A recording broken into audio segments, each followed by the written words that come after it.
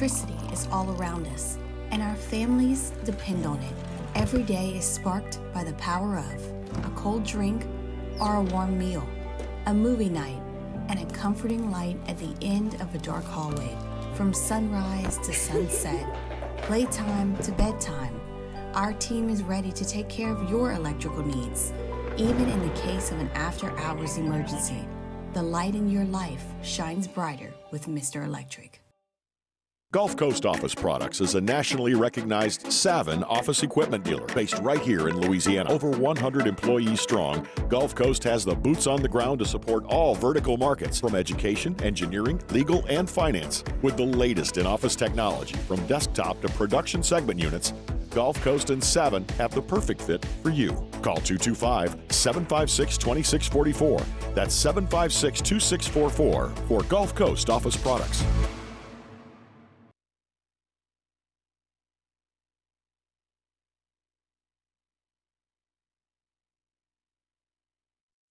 Sports Center. I'm Doug Brown. When the Cowboys play the Giants tonight, Dallas quarterback Dak Prescott brings a 12-game winning streak against the Giants. But ESPN's Dan Orlovsky says the Cowboys coaching staff is making things very tough on Prescott. The fundamental ways to get your quarterback to play better or make it easier to play better. You run the football, the Cowboys can't. You use play action, the Cowboys don't. You use motion, the Cowboys don't. You throw screens, the Cowboys don't. Dan Orlovsky on Get Up. Playoff race baseball today. The Royals get 3 in the 9th to beat the Nationals 7-4. Adam Frazier with a game-winning 2-run single. The Tigers get 2 in the 8th to beat the Rays 4-3. Justin Henry Malloy with a game-winning sac fly. The Royals and Tigers hold the lead for the last 2 American League wildcard spots. Rays shortstop Wander Franco will stand trial in the Dominican Republic. He's charged with sexually abusing an underage girl. Franco has been on baseball's restricted list since July. Why pay more for a great shave? Choose Barbasol, America's #1 brand of shaving cream. Barbasol's thick and rich lather gives you a close, comfortable shave for just half the price of gels. Barbasol.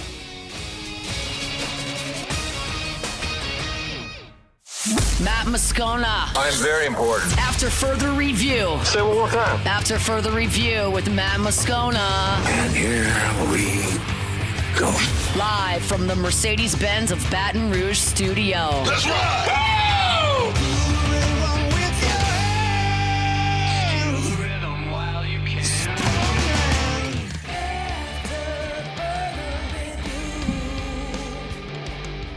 And off we go. Welcome aboard. Glad you're with us. AFR, I'm Matt. Love you, Matt. Paul O'Neill. They're chanting Paul O'Neill's name. Yes, sir. And Mr. Toby Tomplay.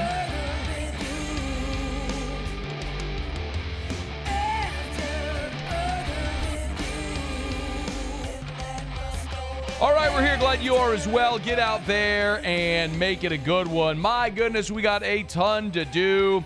A very notable returnee to Saints practice. We've got a closer look at the South Alabama Jaguars. Mike Triplett in Hour 3. Let us begin as we do every single day. It's time to pop the top on another edition of AFR with Bud Light. Drink easy. All right, really quickly, we are awaiting the Saints injury report. One thing that our guy Ross Jackson over at LouisianaSports.net did have earlier today at practice is that Alvin Kamara returned, which is fantastic news because the worst thing in the world that you could have happen right now, imaginable, is that your offense scuffled this week at home against Philadelphia, and now you're going to go on the road in a divisional game, already a little shorthanded on the offensive line, and then if you didn't have Kamara, well, that would have been brutal. But Kamara was back today, was participating at practice. That was fantastic news, as was Alante Taylor. Those that were not present were A.T. Perry, Cesar Ruiz, and Demario Davis. And we do have to have this Demario Davis conversation, the Cesar Ruiz conversation, which we'll get to here in about 12 minutes from right now. What happens with the Saints offensive line? We've talked a lot about center, but what What about Cesar Ruiz? It's back-to-back days now. He's not been at practice with a knee injury, so we'll get to that here in about 12 minutes. But the big news, Kamara was back at practice on Thursday, and that's significant for the New Orleans Saints as they're getting ready to go on the road here in a divisional round playoff game.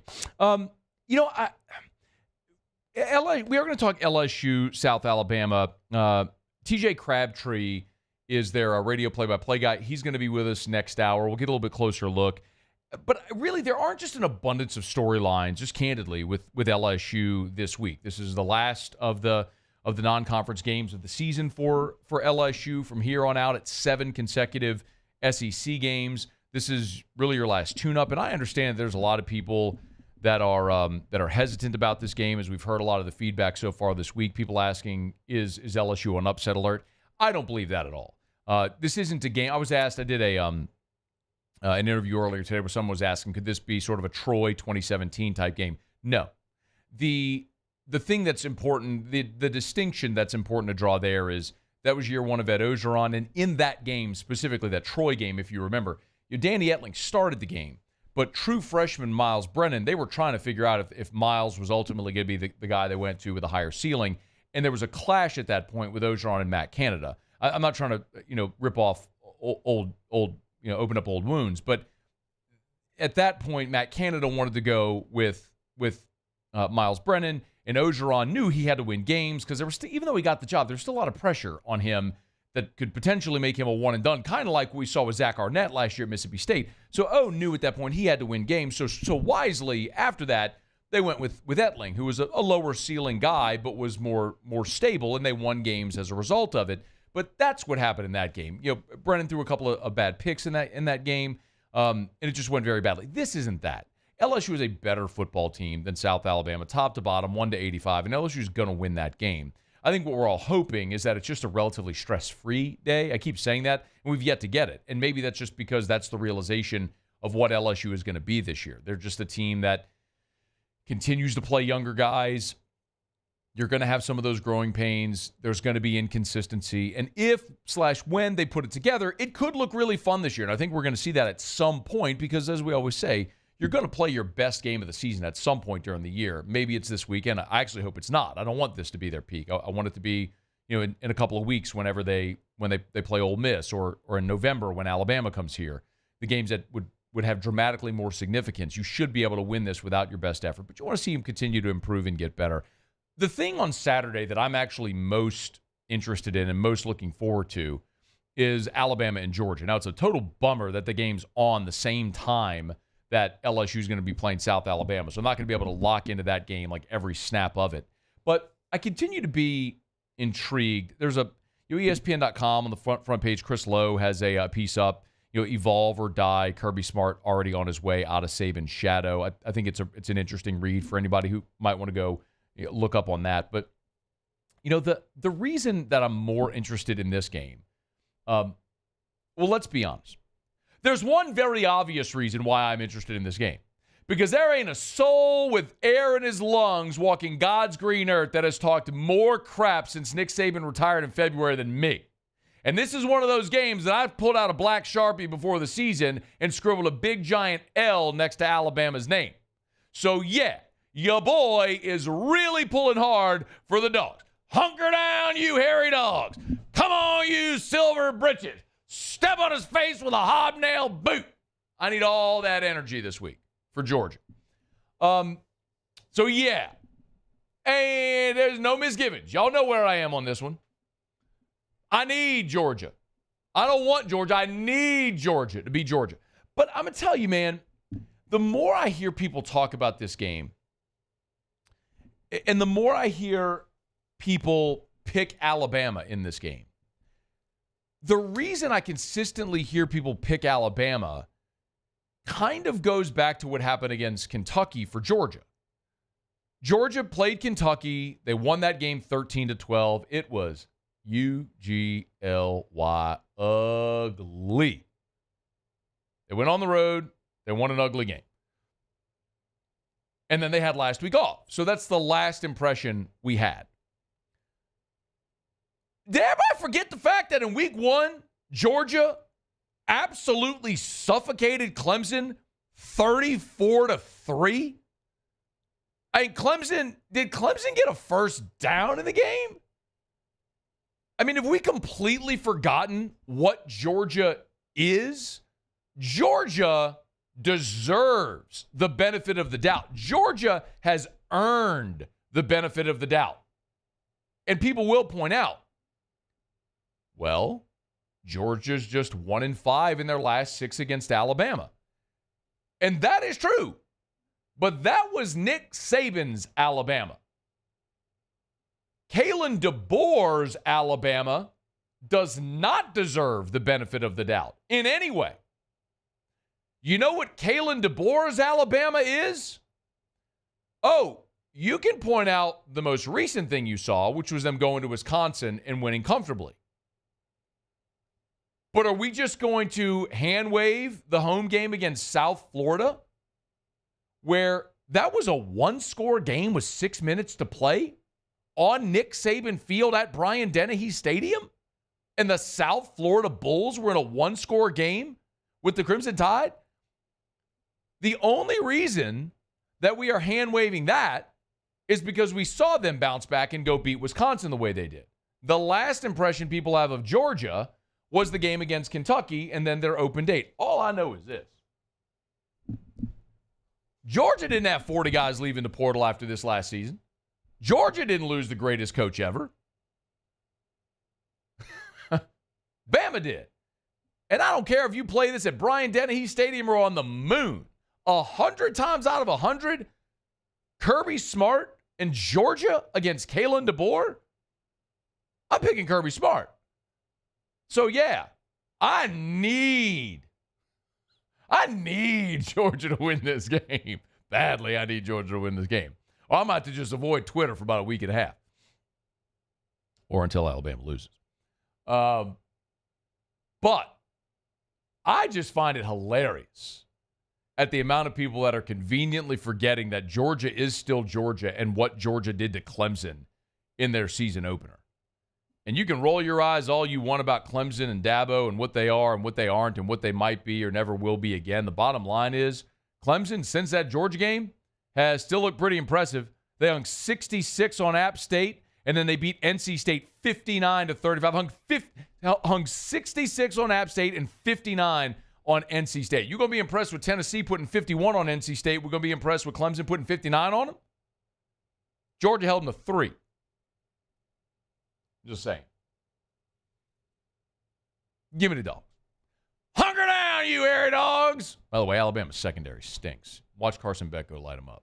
All right, it's After Further Review. Show Up and Every Day is brought to you by Bud Light. Drink easy in Louisiana with the great taste of Bud Light. The official beer of the LSU Tigers, the official beer of the New Orleans Saints, the official beer here of AFR. All right, y'all, a week from Monday, Saints-Chiefs Monday Night Football. You know where we'll be. We'll be over at the ESPN Bet Sportsbook at L'Auberge. We're inviting you to come join us with our friends over at Mockler Beverage and Bud Light. We'll have 8 next week. We're going to give away our 8 VIP winners. 8 winners. Each winner gets one guest, so 8 winners and a +1. Free food, all the Bud Light you can drink, VIP seating at the sportsbook, and we'll have giveaways throughout the night as well. So even if you don't win one of the VIP experiences, still plan to come join us at the sportsbook at L'Auberge, at the ESPN Bet Sportsbook at L'Auberge for Monday Night Football, Saints and Chiefs coming up a week from Monday. We're looking forward to being there. We'll look forward to seeing hopefully all of y'all there as well. I might bring a whole mess of Parish hats as well and just sling them. People have been asking about a Parish hat party. Maybe I'll just sling a bunch of hats there as well. Drink easy with the great taste of Bud Light. Okay, let me not got to break, y'all. We'll come back. We'll take a closer look at the Saints. Waiting on the injury report to be published. I'm going to refresh the... Nope, not yet. Okay.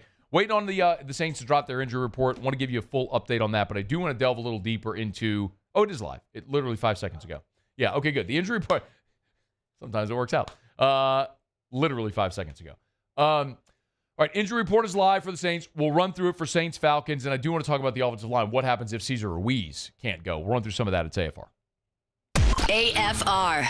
AFR is brought to you by Glow Resources, GLO, glowresources.com. They are complete employer solutions. You know, so often I tell you what Glow Resources is by telling you what they aren't.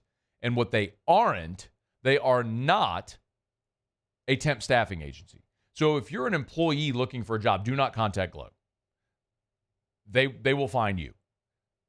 Glow That's why we say they're complete employer solutions. They want to talk to you, the business owner, you, the operations manager, you, the hiring coordinator, you, the HR manager. Whoever at your place of business is in charge of hiring, if you're having trouble finding the right people, even for the hard-to-find jobs, Glow Resources can do it. Over the course of a year, they do some 15,000 candidate interviews. They are experts at knowing the right questions to ask and using their network to find the right person for your job. Check them out online at glowresources.com. I've been doing business with Luba for 25 years. They're dependable, trustworthy. It's just the attention to detail with our clients. Our folks have years and years of experience. They're highly trained professionals, but many companies have that asset. What I'd like to think makes Luba a bit different is that we use those talents in a way that truly is dedicated to serving the needs of the folks who depend on us. When it comes to ending cancer, we push forward, always working together for you. That's why our cancer experts at Ochsner have clinically integrated with MD Anderson Cancer Center. This means advanced cancer care, including access to life-saving clinical trials and integrating care to treat the whole you. Introducing Ochsner MD Anderson Cancer Center. Long live you.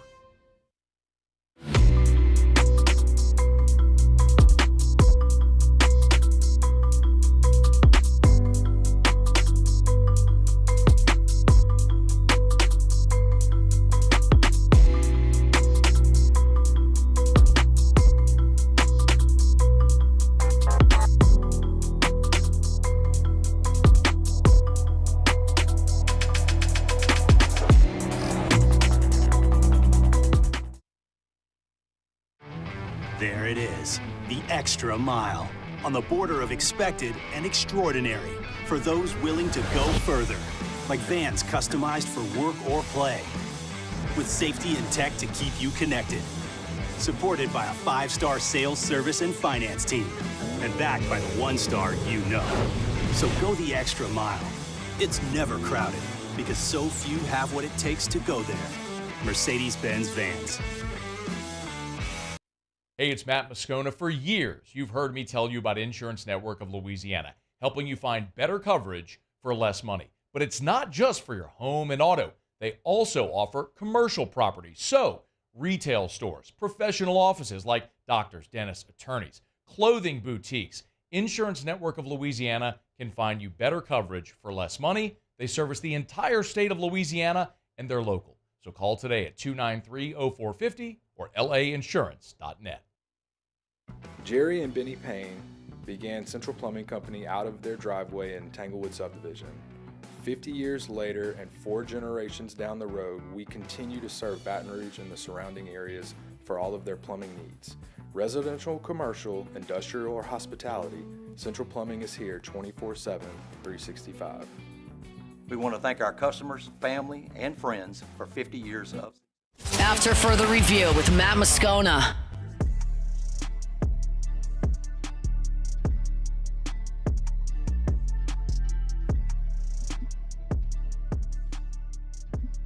All right, rolling along.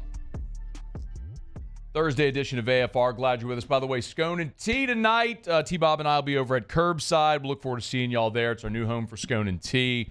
All throughout football season, we're pretty fired up. Curbside right there in Government Street. So if you're looking for something to do tonight, bring the whole family. We're out on the patio. Totally family friendly. TVs everywhere. Mom and dad, you want a frosé, you want a beer, glass of wine, you can do that. Kids can run around and play. It's a good time. Y'all come join us tonight over at Curbside. 7 o'clock, we'll go live. Come have dinner over at Curbside right there on Government Street.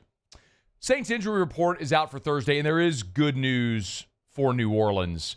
And the best news really is that Alvin Kamara, who missed practice on Wednesday, was back. That is a big exhale for the New Orleans Saints. Now, Kamara was just limited, but that shows that he's trending toward playing, listed with hip and rib injuries. So, Kamara, the one sort of knock here recently is Kamara has not been able in the last 3 years to stay healthy and play a full season.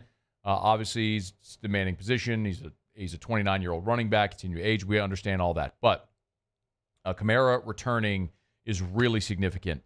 Some of the other change in designations, Alontae Taylor, who missed Wednesday with an illness, was back, full participant. That's really good news as well. And then there are 2 new additions to the injury report. A.T. Perry and Cedric Wilson, who were not listed on the injury report Wednesday, meaning they were practicing. They were listed on Thursday. So A.T. Perry with a hamstring injury did not practice. Cedric Wilson limited with an ankle injury. The others, the most concerning are Demario Davis and Cesar Ruiz, 2 veterans who did not practice either Wednesday or Thursday. Demario Davis with a hamstring, and then Cesar Ruiz with the knee injury suffered on Sunday against the Philadelphia Eagles. The other, Derek Carr, Taysom Hill, both full participants. DeMarco Jackson, Colin Saunders, and Landon Young. Young was a full participant, forgive me. Jackson and Saunders were both limited. So I want to run through this here and why this is significant. Some of it may seem obvious, but we'll just go through it anyway. So remember, you lose your starting center in Eric McCoy. He's going to be out 6 to 8 weeks. We know that. Lucas Patrick shifts over to play center. And then we'll see what you do there at left guard. I don't know if that means Nick Saldiveri. They signed Shane Lemieux from the practice squad onto the active roster. He could certainly be a candidate there as well. Oli Udoh is the guy who went in the game Sunday against Philadelphia when the injury happened. So we'll see how all of this shakes out a little bit. But you know you're already disrupted at center and left guard. Now Cesar Ruiz has not practiced Wednesday or Thursday of this week with a knee injury. And if he is a DNP on Friday, it is unlikely he plays. It is just rare in the NFL that if you're not at least on the field by Friday, that you're playing by Sunday. So remember, Dennis Allen throughout camp reminded us several times, we played the audio for you, there's 2 guys that he knew coming into this season they felt good about, even coming out of camp. And it was McCoy and Ruiz. Well, McCoy's out 6 to 8 weeks. Now Ruiz hadn't practiced this week. So the bottom line is that offensive line, which struggled so mightily against Philadelphia, might be even thinner this week if Ruiz isn't good to go. And with a big old dude like Grady Jarrett in the middle of that defense, that is an unenviable ask for those guys there on the interior. Now, Lucas Patrick and Shane Lemieux both met with reporters. Patrick was asked about the difficulty of doing what he did, which is, man, you're playing left guard, you prepare the whole week at left guard, 3 plays in, boom, now you're the center. Yeah, it's definitely a challenge, but it's something I'm prepared for and something I'm aware of. If something, like last game, something were to happen to E, I know I'm next man up there and got to rely on my snaps and this offense and experience of this scheme, kind of understanding things, even if, maybe different look or whatever, just understanding my rules and being ready to go when necessary. A guy that's played in the NFL for as long as he is, you don't necessarily worry about him, as he said, the rules, the snaps, all this stuff. That's the thing that's natural. But there is just you want to be able to play fast and free. And when you're thinking, and especially when you got Jalen Carter staring at you, that's really tough to do. Having this week to prepare is a benefit. Now, the downside is, obviously, you don't know if Cesar Ruiz is going to be next to you on the right side or if it's going to be someone else. The Saints, as we mentioned, did sign Shane Lemieux from the practice squad. This is another veteran who they acquired in the offseason, was battling for those interior spots. Lemieux's a guy that has played guard, but as he said, this is the first time he's ever played center. This is my first year playing center, so it's been trial by fire, and I've had all of OTAs, all in training camp, and then now on practice squad, I've been playing a lot of center. So every day I learn more and more about the position, and it's fun. It's a good challenge, a challenge I've always wanted to do ever since I got into the NFL. And this year I took it really seriously, and I've gotten better every single day at it. So just to further illustrate, this is the real challenge whenever you lose guys at spots like that. Because not only do you have the domino effect of, all right, Patrick's no longer at left guard. He's at center. You got a backup at left guard. And then if Ruiz is out as well, now you have a backup at right guard. And so you have that domino effect. But then also your depth is affected. What happens in game if someone has to exit? Now it's complicated even further. In game, when McCoy comes out, great. You've got Lucas Patrick, who's played a ton of football. He's played more than 2,000, just under 2,000 snaps in his career at center. You know he can do that. Well, now the challenge becomes, well, who's next? Well, who's next, especially if Ruiz can't go, who's next is Shane Lemieux, who's never played center before. So now you're holding your breath even more about if someone were to get injured. Now, Derek Carr, when he met with reporters, was asked about this offensive line moving forward without Eric McCoy. Just get rid of Eric McCoy and replace him with somebody. We're praying for Eric and wish him a speedy recovery and all those kind of things for him and his family. But we have a job to do, and our guys, they came to work today with a purpose. I think the intensity and the mindset, and the realization of the situation was important to our guys, and it was nice to see. Carr's saying the right things, as you would expect, as a veteran guy.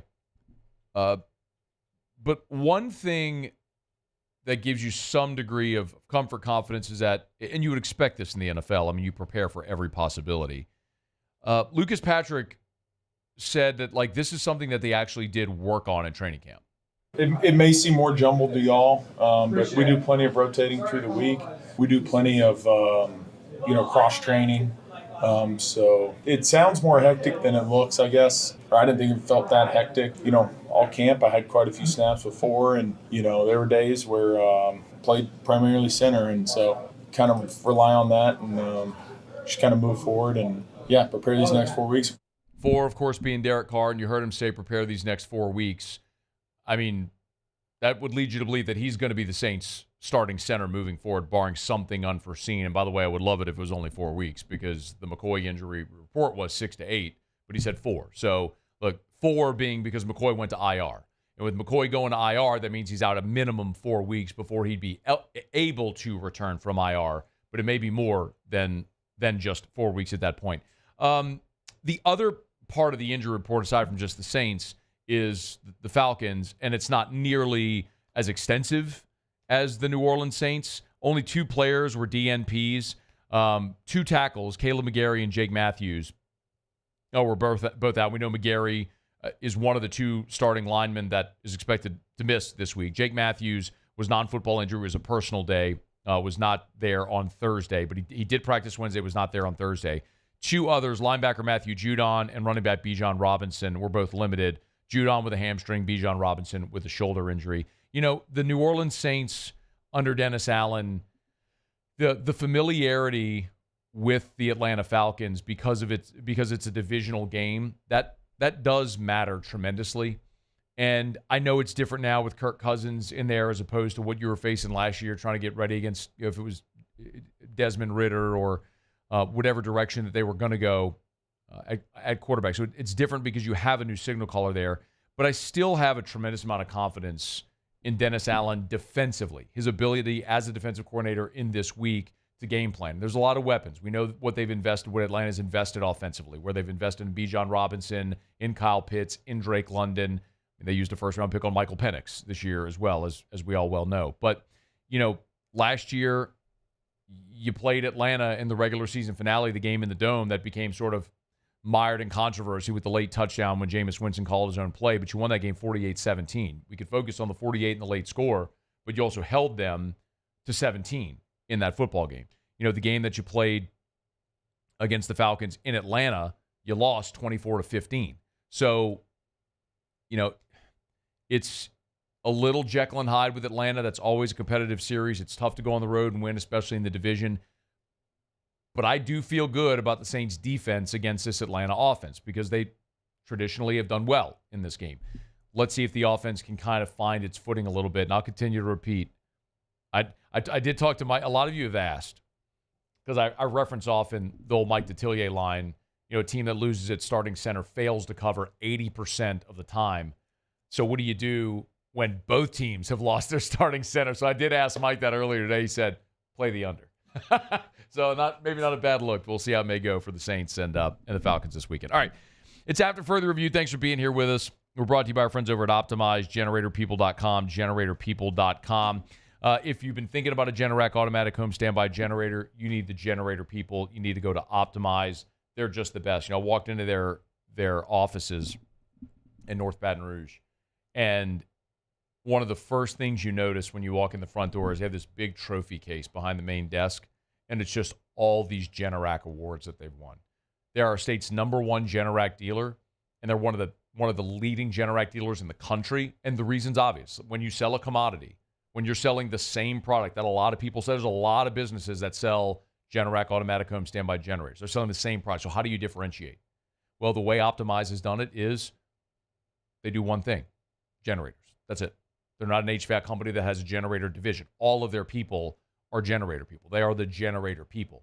And, of course, they service the entire 1012 corridor, from Lake Charles to Slidell and everywhere in between. It's GeneratorPeople.com. Go to GeneratorPeople.com. They keep inventory, so they're ready to go. They're good on the permitting side and everything. And they have financing options. If you have $600 for a down payment, you can afford a Generac automatic home standby generator from Optimize, the Generator People. Go to GeneratorPeople.com, GeneratorPeople.com.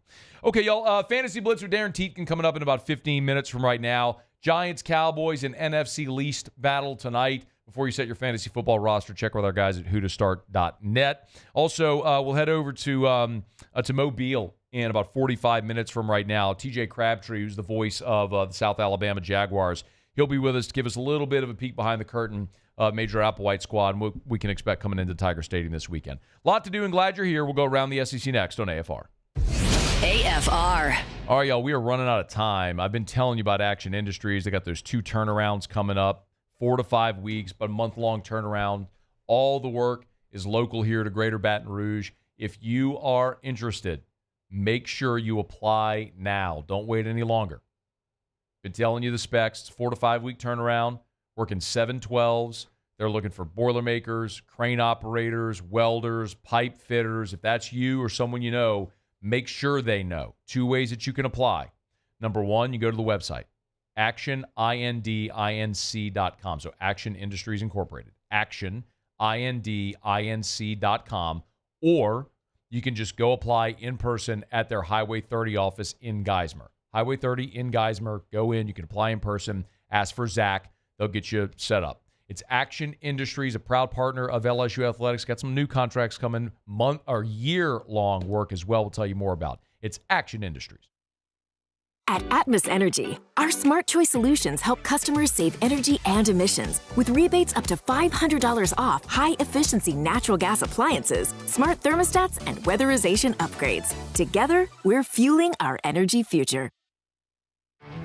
There it is, the extra mile, on the border of expected and extraordinary for those willing to go further, like vans customized for work or play, with safety and tech to keep you connected. Supported by a 5-star sales, service, and finance team. And backed by the 1-star you know. So go the extra mile. It's never crowded because so few have what it takes to go there. Mercedes-Benz Vans. The Windsor Senior Living Community in Mandeville, Louisiana is a beautiful, vibrant apartment community geared towards seniors. They are nestled right in the heart of Mandeville, where seniors live a more carefree lifestyle in spacious apartments with the peace of mind that comes from having a little extra help. Call the Windsor at 985-624-8040 to schedule a lunch and tour. Come see how the Windsor can be your passport to peace of mind. I've been doing business with Luba for 25 years. They're dependable, trustworthy. It's just the attention to detail with our clients. Our folks have years and years of experience. They're highly trained professionals, but many companies have that asset. What I'd like to think makes Luba a bit different is that we use those talents in a way that truly is dedicated to serving the needs of the folks who depend on us. Dylan Cruz here to tell you about Six Rings Baseball and Softball Camp. If you live on the North Shore and play ball, go to Six Rings Camps with former LSU assistant coach Dan Canaveri. His knowledge is second to none, and your child will improve and have fun doing it. Camps were held at Coquille Park and Six Rings Academy in Covington with 4 sessions over the summer. Full day and morning only sessions are available from ages 7 to 13. Go to sixringsbaseball.com or call 985-206-9096. Learn the game to love the game. Breck teamed up to reimagine your parks, and you imagined big. With your help, we went to work, creating 12 beautiful community parks across the parish. A family-sized water park, miles and miles of trails, and parks just for your dogs. There are more places to splash, to explore, to run wild, and even soar. You imagined, we delivered. Gold. Breck, your #1 park system in the nation.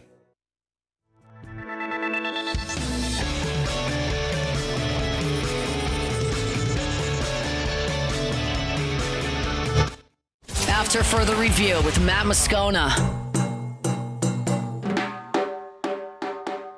104.5 ESPN Baton Rouge and Shell are excited to celebrate the 100th anniversary of Tiger Stadium with our Draw to 100 sweepstakes.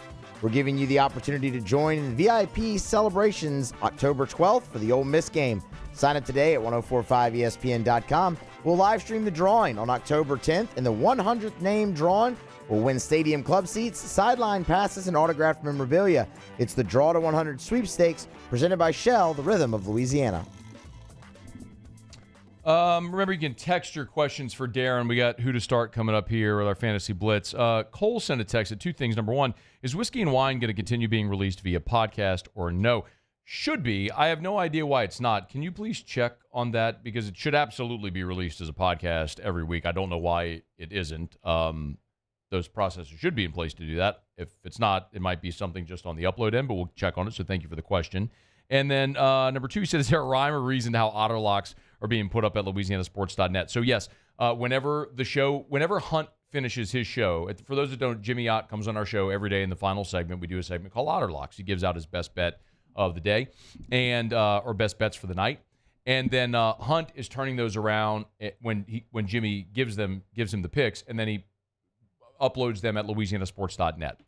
And then we're supposed to be sharing them out. I know it's been a little confusing because some stuff is getting shared from the LouisianaSports.net feeds and some stuff is getting shared from the 104.5 ESPN Baton Rouge feeds, but we're working on all that. Nonetheless, it'll be on the homepage of LouisianaSports.net as soon as it's published and then tweeted out immediately. And it will also now go to the sports betting tab. So if you go to LouisianaSports.net, right at the top, or if you're on mobile, just go to the menu. You'll see the sports betting tab. Hit the sports betting tab, and Auto Locks will be there now moving forward as soon as Hunt uploads it. And I'll remind you as well, we are now an affiliate partner with BetUS. So if you wouldn't mind, and if you're going to sports bet, we'd love it if you would use our affiliate link. That would help us tremendously. We'll have that link embedded in these posts. And if you go to LouisianaSports.net on the sports betting page, on the right side of the page, you'll see the BetUS banner right there. If you just tap that BetUS banner, it'll bring you to the page where you can go bet using our affiliate link. We'd appreciate it greatly. So please bet. Be responsible in all this stuff, but bet. That'd be great. All right, it's after further review. Glad you're hanging out with us here. We're going to get to our Fantasy Blitz, but let's do it. Let's go around the SEC. Around the SEC, bringing you the biggest news from the nation's best conference. The Texas Longhorns. Steve Sarkisian updated Quinn Ewers' availability for Saturday's game against Mississippi State. He's officially questionable. Sark was pretty transparent. He said, we're not playing. This isn't gamesmanship. We're just trying to give Quinn enough time to see if he's going to be ready to play. So they will announce a starter on Friday, whether or not Quinn Ewers is able to go. If he can't, Arch Manning will start his 2nd consecutive game. Ewers suffered an oblique injury a few weeks back against UTSA. The Ole Miss Rebels. Ole Miss and BYU were scheduled to meet for a home-and-home in 2028-2029. That has been axed. BYU announced the cancellation, of course. This isn't the first time this year Ole Miss has had scheduling news. Wake Forest canceled next year's matchup when they were supposed to make the return trip to Oxford. Also, another home-and-home has been canceled. Ole Miss was supposed to have a home-and-home in 25 and 26 with Southern Cal. That also has been canceled. So Ole Miss has some holes in their future schedules. The Florida Gators. Speaking of cancellations, University of Florida canceled classes, athletics, all with Hurricane Helene threatening the state of Florida. Scheduled to make landfall on Thursday. Of course, thinking about everybody there in the path of the storm. The Gators are in their open date, and they were only set to practice 3 times this week, including Thursday. So after their Thursday practice, they'll be shut down until the storm comes and goes. We wish everyone there in the sunshine stay well with a pretty significant storm bearing down on them. The Oklahoma Sooners. Sooners 2025 recruiting class took a hit on Wednesday evening. Defensive tackle Kamari Moore decommitting from Oklahoma. Had been committed since July of 23. He's a 3-star prospect. Also had offers from Nebraska, Michigan State, Iowa State, Miami of Ohio, and others.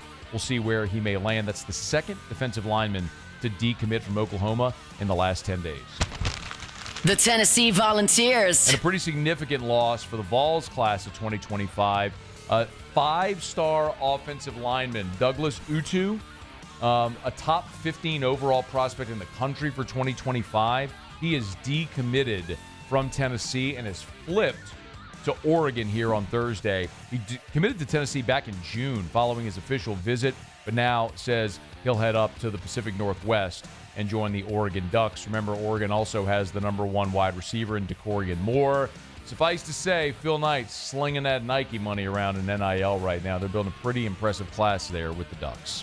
All right, there you have it. That is Around the SEC. We're presented by our friends over at the Williamson Eye Center. 924-2020, 924-2020, or williamsoneye.com. I was doing the live read yesterday for the Williamson Eye Center. I mentioned vocal local, as Dr. Blake calls it. It's basically the way that he communicates, which almost is like a local anesthetic.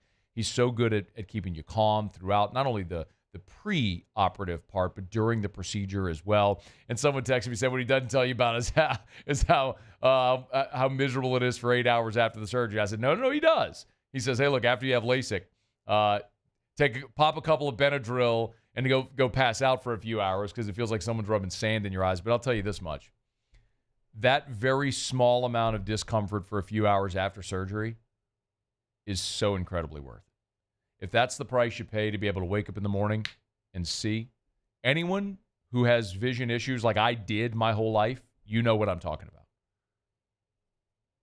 To be able to just wake up in the morning and see, to not have to reach to the end table for glasses, to not have to shove contacts in your eye or remember to take them out at night, to have to go for those updated prescriptions all the time. When you travel, you're packing contact cases and solution and extra lenses, and you're always conscious of it no matter what you're doing.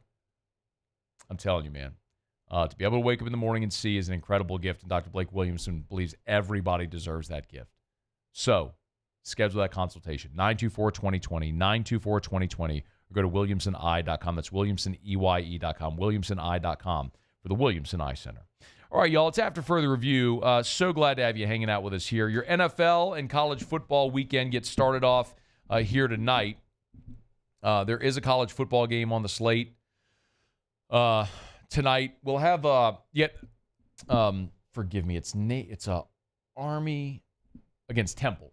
Army is playing Temple tonight. You got 2 games on Friday. Lee Sterling will be with us in 1 hour. We'll get Lee Sterling's 5 best bets for this weekend, college football, NFL. We'll see what Lee has to say. That's coming up next hour. And Mike Triplett will be here in hour 3. So we got a ton to do. But when we come back, as we always do here on Thursdays, before you set your fantasy football roster, check with our guys over at whotostart.net. Darin Tietgen joins us next.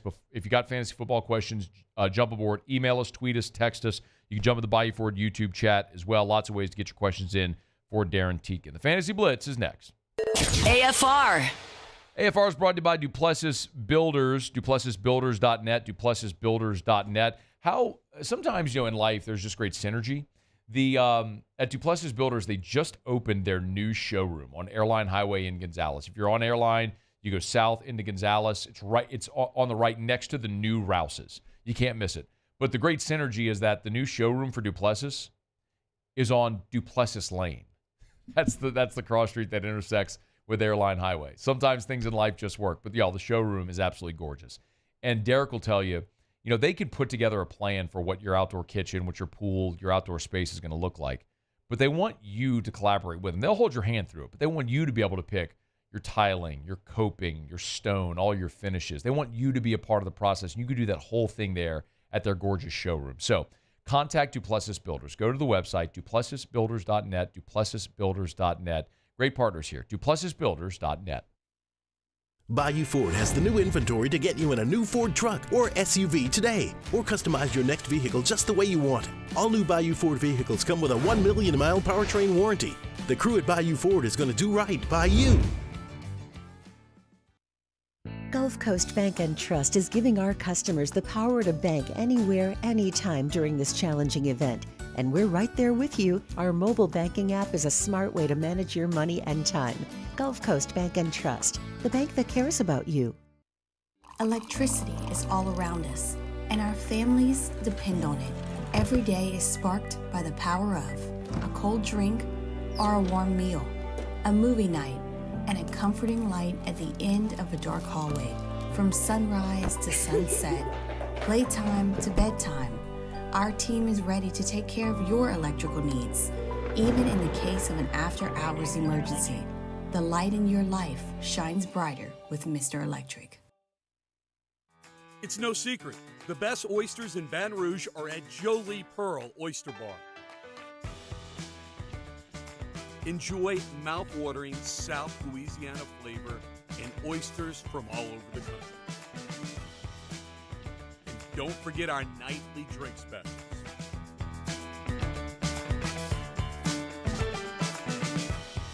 Jolie Pearl Oyster Bar, located in downtown Baton Rouge.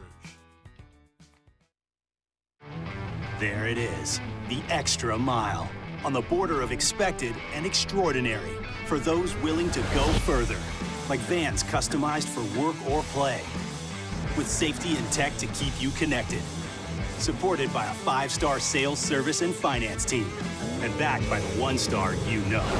So go the extra mile. It's never crowded, because so few have what it takes to go there. Mercedes-Benz Vans. Gulf Coast Office Products is a nationally recognized Savin office equipment dealer based right here in Louisiana. Over 100 employees strong, Gulf Coast has the boots on the ground to support all vertical markets from education, engineering, legal, and finance. With the latest in office technology from desktop to production segment units, Gulf Coast and Savin have the perfect fit for you. Call 225-756-2644. That's 756-2644 for Gulf Coast Office Products. When it comes to ending cancer, we push forward, always working together for you. That's why our cancer experts at Ochsner have clinically integrated with MD Anderson Cancer Center. This means advanced cancer care, including access to life-saving clinical trials and integrating care to treat the whole you. After further review with Matt Moscona. After further review, this is the Fantasy Football Blitz. Do you know who I am? Powered by whotostart.net. Who the hell are you? Whotostart.net. The Fantasy Football Blitz. This is the Fantasy Football Blitz. Powered by whotostart.net. All right, let's get it.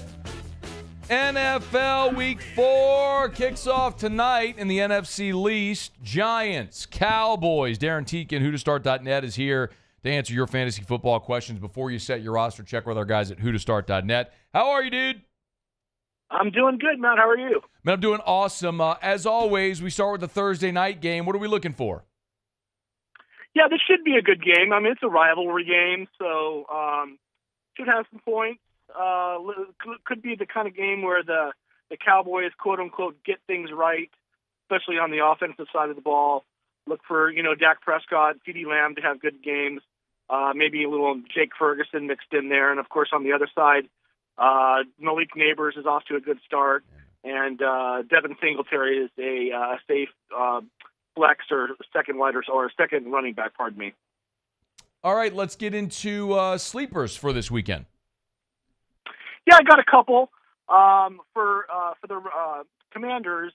Brian Robinson. There's no Austin Eckler this week, and it's going to be a higher scoring game there in the desert against the Cardinals. So Brian Robinson's a good play if you're looking for a running back this week. He's probably not on your waiver wire, but if you have him, definitely start him.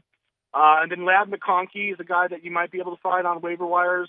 in smaller leagues, and should be a pretty good game against the Chiefs. And look for the Chargers to try to kind of run the ball and control the ball with short passes, so that could benefit McConkey. All right, Darin Tietgen's with us. Get your questions in. Again, you can email us, Matt at 1045ESPN.com. You can tweet me at Matt Moscona. You can jump in the Bayou Ford YouTube chat, or you can text your question in the 225-396-4400, 396-4400. Leslie on email said, are Taysom Hill and the Emperor of Empty Yards viable options? That would be Derek Carr. Yeah, good. There it is. Stand up, Paul, or off with your head. What do you think about Carr and Hill this week? Well, Carr's going to be a good play. I mean, he had a little bit of a down week last week, but he should bounce back here this week. Good matchup for him. As for Hill, I think it really hinges on the health of Alvin Kamara. I mean, obviously, if Kamara is out, Hill's going to get a lot more play. I don't really trust Jamal Williams, so I think Hill would get a lot more looks, especially on the running back side if Kamara were out. So pay attention there. If Kamara plays, I don't think I would play Hill in most leagues. Chi-Chi on Twitter said, should I take a chance on Roschon Johnson for the Bears? Yeah, I mean, it depends on who else you're looking at, but in terms of a flex play, he's starting to get a little bit more usage, and the matchup this week is really, really nice. So the Bears staff really likes him, and I think he could see a little bit more usage starting this week. All right, a few texts getting into the show. Here's one from Christopher who said, is it time to sit Sam Laporta and play Dallas Goedert? Who to start?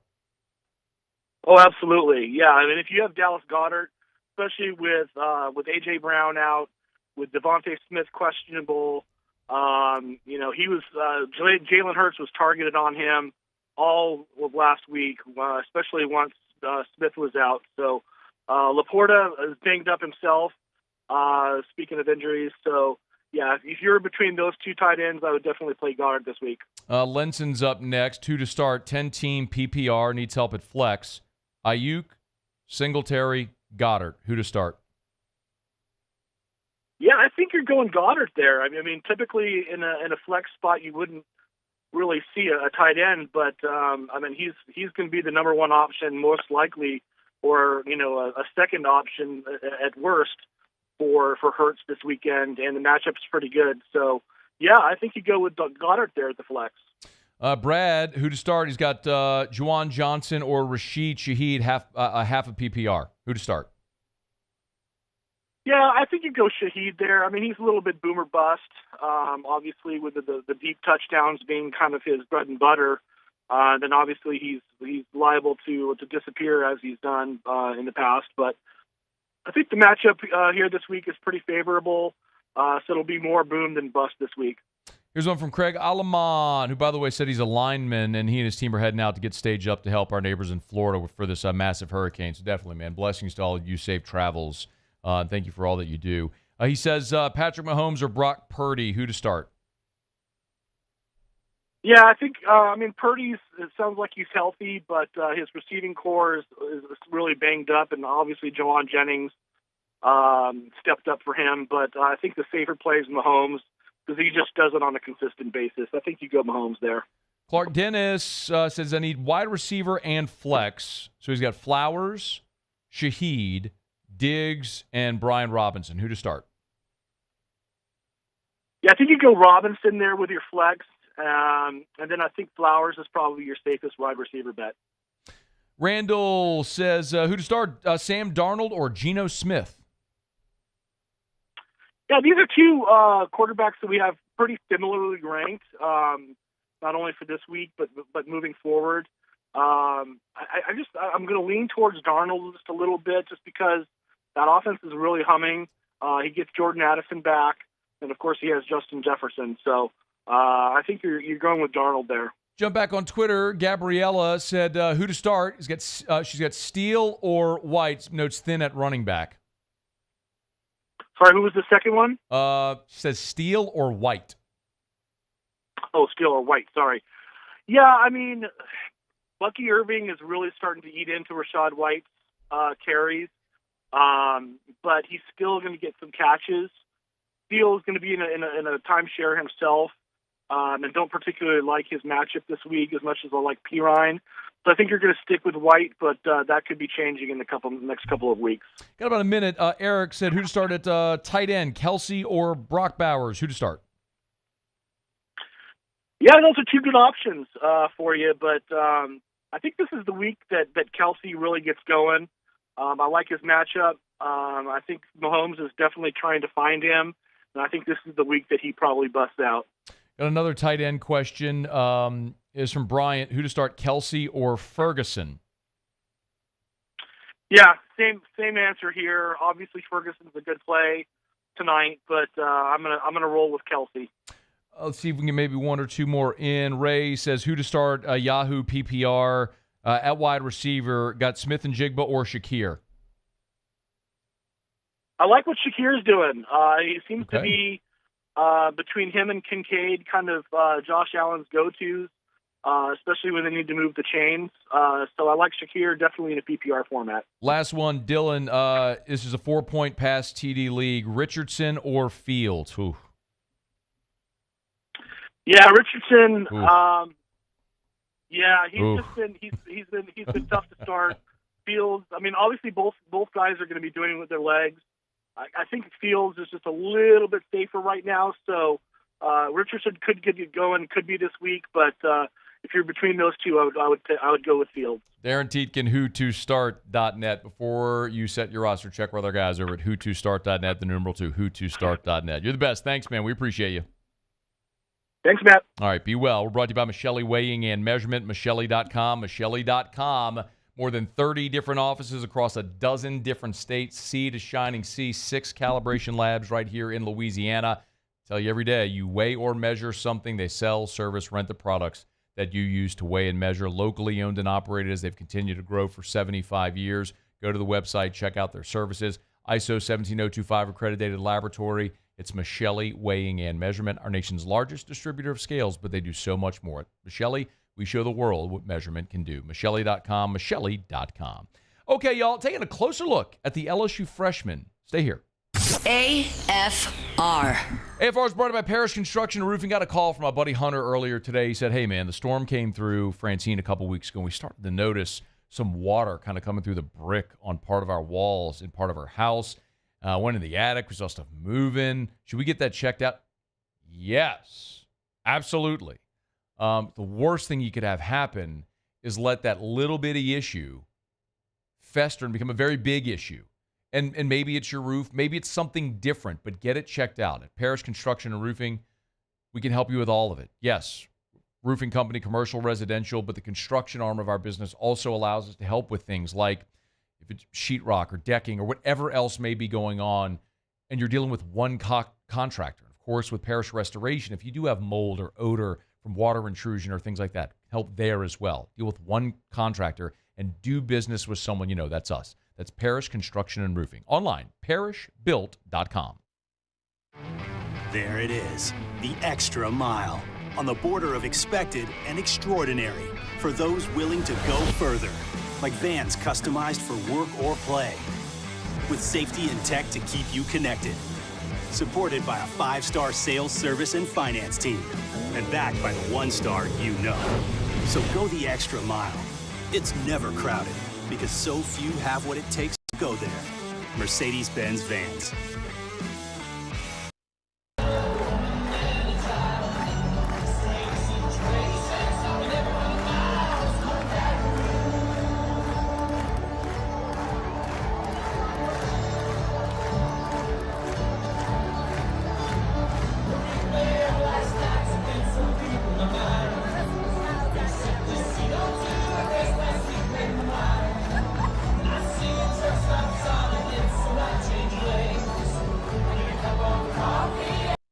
Hey, it's Matt Moscona. For years, you've heard me tell you about Insurance Network of Louisiana, helping you find better coverage for less money. But it's not just for your home and auto. They also offer commercial property. So, retail stores, professional offices like doctors, dentists, attorneys, clothing boutiques. Insurance Network of Louisiana can find you better coverage for less money. They service the entire state of Louisiana, and they're local. So call today at 293-0450 or lainsurance.net.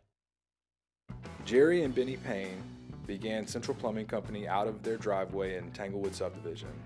50 years later and 4 generations down the road, we continue to serve Baton Rouge and the surrounding areas for all of their plumbing needs. Residential, commercial, industrial, or hospitality, Central Plumbing is here 24/7, 365. We want to thank our customers, family, and friends for 50 years of success. And looking forward to 50 more. I've been doing business with Luba for 25 years. They're dependable, trustworthy. It's just the attention to detail with our clients. Our folks have years and years of experience. They're highly trained professionals, but many companies have that asset. What I'd like to think makes Luba a bit different is that we use those talents in a way that truly is dedicated to serving the needs of the folks who depend on us. Dylan Cruz here to tell you about Six Rings Baseball and Softball Camp. If you live on the North Shore and play ball, go to Six Rings Camps with former LSU assistant coach Darin. His knowledge is second to none, and your child will improve and have fun doing it. Camps were held at Coquille Park and Six Rings Academy in Covington with 4 sessions over the summer. Full day and morning only sessions are available from ages 7 to 13. Go to sixringsbaseball.com or call 985-206-9096. Learn the game to love the game.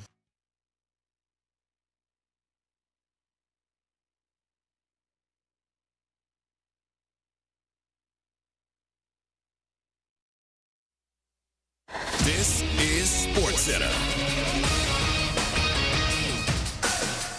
I'm Doug Brown. Giants and Cowboys tonight at the Meadowlands. Dallas, a 5.5-point favorite on ESPN Bet. Both teams 1-2, but ESPN's Mike Tannenbaum says one head coach has more at stake tonight. Mike McCarthy has a reasonable chance of being the first head coach fired. No team has been more disappointing relative to expectations than the Dallas Cowboys. And to me, the worst part was last week, we saw Lamar Jackson only throw the ball 15 times, and they totally controlled the game. Mike Tannenbaum on Get Up. Lions center Frank Ragnow is out for Monday night's game against the Seahawks with a partially torn pectoral muscle. He got hurt Sunday against the Cardinals. Derrick Rose is retiring from the NBA after 16 years. Earlier this week, the Grizzlies allowed Rose to opt out of the final year of his contract. He played for 6 different teams. Day 1 at the President's Cup in Montreal. Best ball today. The U.S. leads the international team 2-0, and they lead the 3 matches still on the course right now. Why pay more for a great shave? Choose Barbasol, America's #1 brand of shaving cream. Barbasol's thick and rich lather gives you a close, comfortable shave for just half the price of gels. Barbasol.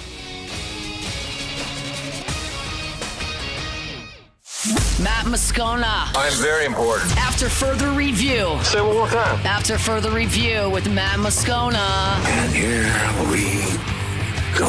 Live from the Mercedes-Benz of Baton Rouge studio. Let's rock! Go!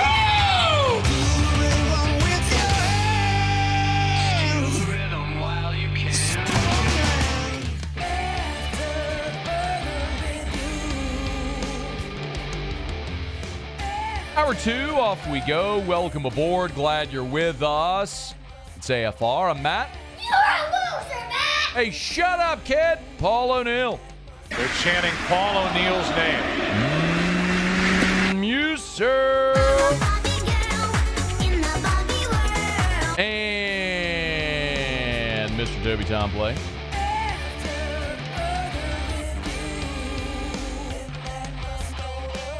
All right, we're here. Glad you are as well. Get out there and make it a good one. All right, we'll head to Mobile here in about 15 minutes. TJ Crabtree is the radio play-by-play man for South Alabama. He'll give us a little glimpse at the Jaguars, our what to watch. Muse, Paulie, and I, 3 things we're watching this football weekend. Mike Triplett, a little more than an hour from right now. So we're glad to have you aboard with us here. One of my contentions as the first month of the season for LSU has gone on has been that LSU is playing the freshmen defensively more and more and more. And I do believe that is intentional.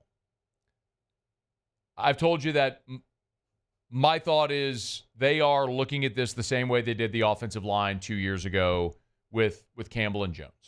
You've heard me say this. They looked at those guys and said, you know what? You're green, but athletically you're the best we got, the highest ceiling. We're just going to start getting you experience now because they didn't have no doubt options there. And so they played the young guys, and as the season went along, they got really good. There was a very bad line at the beginning of the season against Florida State. By the end of the season, they were actually really good, and last year they were dominant. I think they're doing the same thing defensively. And so I wanted to delve into some of the PFF numbers and the snap counts to see if that was actually bearing out. And I don't think this is a giant surprise, but we are seeing that in a couple of positions in particular. The two freshmen defensively that have played the most for LSU this year both spoke to reporters earlier this week, and it's Ahmad Bro and Deshaun Spears. Let me just, first of all, walk you through Deshaun Spears' snap counts game by game. And there's no test.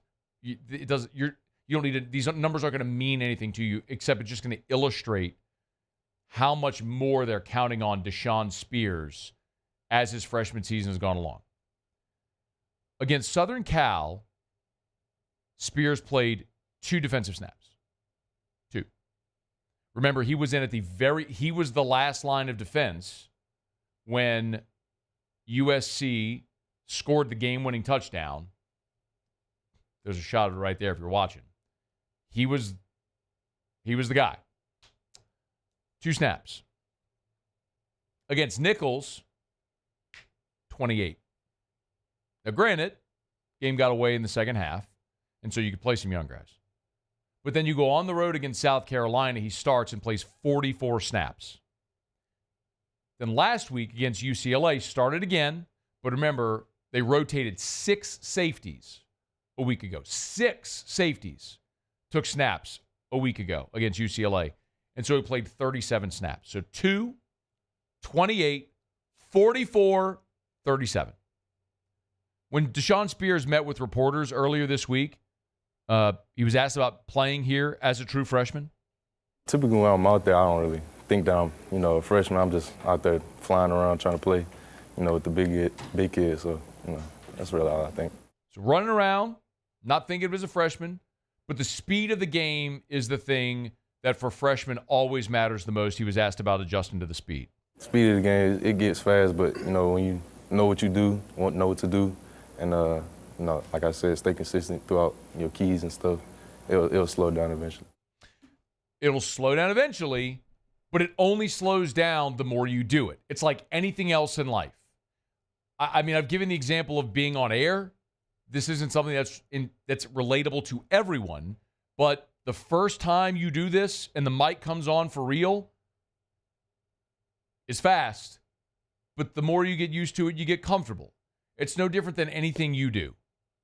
I mean, if you're a machinist, if you're a heavy equipment operator, the first time you're at the controls, it probably seems overwhelming. But you do it for a month, and then a year, and then a decade. I mean, you can do it in your sleep. It's like anything else in life. The more you do something, the more comfortable you're going to be. If you're an attorney, the first time you tried a case, the first time you sat in the courtroom and you got up to address the judge or the jury, I mean, imagine that feeling compared to the 100th time you did it or the 1,000th time you did it. You're a surgeon, the first time you actually operated for real on somebody as opposed to the 1,000th time. You get it. No different here. But the only way you get that is experience. You got to go do it. And so that's the commitment they very clearly made. Now, Spears and Bro are the guys that have played the most. Here's Bro's snap count. Against USC, took 14 snaps. Nichols, 16. And we know against Nichols, that's when Tank got hurt. So a week later, he started against South Carolina, 31 snaps. And then last week against UCLA, 33. Brian Kelly said it. There's nobody on that line that can go play 60 snaps, 70 snaps in a ballgame. You need a bunch of guys taking 20, 30 snaps to stay fresh throughout the course of a ball game. So for Bro, 14, 16, 31, 33. Now, this week, everyone's talked about Ahmad Bro's weight gain, and rightfully so. It's a great story, adds a lot of color and character to how he went from 245 to 285 from spring to now. He gave the Whataburger order and all that stuff. But he also gave a really detailed answer about the plan. Like, if he knew the plan was to move him from D end to D tackle. Because remember, he came to campus as a 245-pound defensive end, went through spring at defensive end, and only then did they switch him to tackle. People were cracking jokes about it, but I didn't think they were serious because Sherman Wilson, he saw me on a visit, and it was actually when I got big on accident. And I came to a visit, and he was like, "You gonna eat yourself into a 3-tech?" Everybody else kept cracking the same joke, and Coach Kelly on my OV, he said, "I'm gonna talk to Dr. Freeze, we can get you up to 275." I was like, "Oh." It's kind of big for a DN, ain't it? So, yeah, I guess it was their plan the whole time. He even talked to my coach, and I played interior D-line for the rest of the season, my senior year. So I think it was their plan the whole time to move me in. That was their plan, and that really got ramped up. Very, very clearly that got ramped up when Jacoby and Guillory got hurt. Now, you also have Dominic McKinley returning. Dominic McKinley has only played in one game. He missed the first 3 games. But he played 18 snaps. 18 snaps against UCLA this past weekend, and they were productive. Got himself a sack. By the way, Ahmad Bro also talked about Dominic McKinley. Oh, man, Dom's my dog, man. You know, I was glad to see him get his first sack, you know, against an opponent like UCLA, his first game getting in. Yeah, it was special. And, you know, being able to share that with him, you know, it's going to be us for the next 3 to 4 years. So I'm glad to see him, you know, coming into his own. Don could be a physical, dominant player. Like, he's different. He can move well for his size. You know, he's becoming more trim, you know, being able to move better. And by the time it's all said and done, he's going to be a great player for LSU. I'm not saying it's ideal playing a bunch of freshmen, but you're going to go through it this year, getting these guys more experience, and you're going to be better for it next year and the following. By the way, Gabe Relaford didn't take a defensive snap against SC, 25 against Nichols, 13 against South Carolina, just 1 last week against UCLA. P.J. Woodland was a guy they thought they were going to count on early. 9 defensive snaps against USC, 26 against Nichols, didn't see the field against South Carolina, and just 2 snaps against UCLA. So they have narrowed the focus at cornerback. Moving Sage Ryan back to safety. Woodland isn't playing. Right now, it's Stamps. If of course, that also coincides with Zy Alexander returning, right? So if Zy Alexander, who we'll probably get an update on Thursday, you know, in the concussion protocol, what's there, but Stamps and Zy are your starters. J.K. Johnson, Jair Brown are probably the next guys you're seeing with Woodland's productivity and his snaps going down. He just didn't do the most with them. So you can see there's that handful of freshmen defensively that they're counting on to give them key snaps, and that's going to continue. That's sort of been our thesis, our idea, our theory. The snap count bears it out. That adds a little more description. We'll see how that continues to evolve this week, and we'll follow this throughout the course of the season. But they're letting these dudes try by fire. Counting on a lot of young guys. See how they continue to do. All right, it's after further review. Tigers welcome in South Alabama this weekend. Their radio voice, JT Crabtree. Sorry, JT. It probably happens to him a lot, I would guess. Probably. So is it TJ or JT? It's JT. Yeah, that's what I said. You did say that, yeah. Just you said TJ first. But earlier in the show, I said JT. Yeah. You know, you really just have to get it right coming up. Like when he's here. Exactly. I can just call him Mr. Crabtree. You could. It's AFR. After further review. Get Gordon and get it done. Gordon McKernan Injury Attorneys. Go to getgordon.com, getgordon.com. You've been injured in an accident. It's not your fault. Don't know what to do? Get Gordon and get it done. Do what injured people in our state have done for, he retweeted me. So I see it right there. There's JT Crabtree right there. Got it right in front of my face now. Get Gordon and get it done. Of course, you can follow Gordon on Twitter or any of the social media accounts. They do an awesome job pushing out fun content. All the NIL content they do with Grubbin with G and sit-downs with the G members of the G team. It's Gordon McKernan Injury Attorneys. Yes, they have a lot of fun over at Gordon McKernan Injury Attorneys with the G team, with the billboards, with the fun competitions that they've done. So much more than that as well.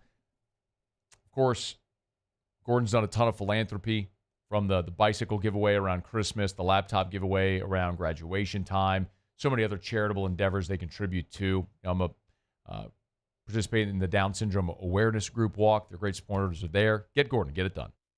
Bayou Chrysler Dodge Jeep Ram has back-to-school savings like $16,000 off 25 Ram 1500 trucks. We're open for business in our beautiful new showroom and taking $16,000 off. All new Bayou vehicles come with a complimentary extended warranty. The crew at Bayou Automotive is going to do right by you. Gulf Coast Bank and Trust is giving our customers the power to bank anywhere, anytime during this challenging event. And we're right there with you. Our mobile banking app is a smart way to manage your money and time. Gulf Coast Bank and Trust, the bank that cares about you.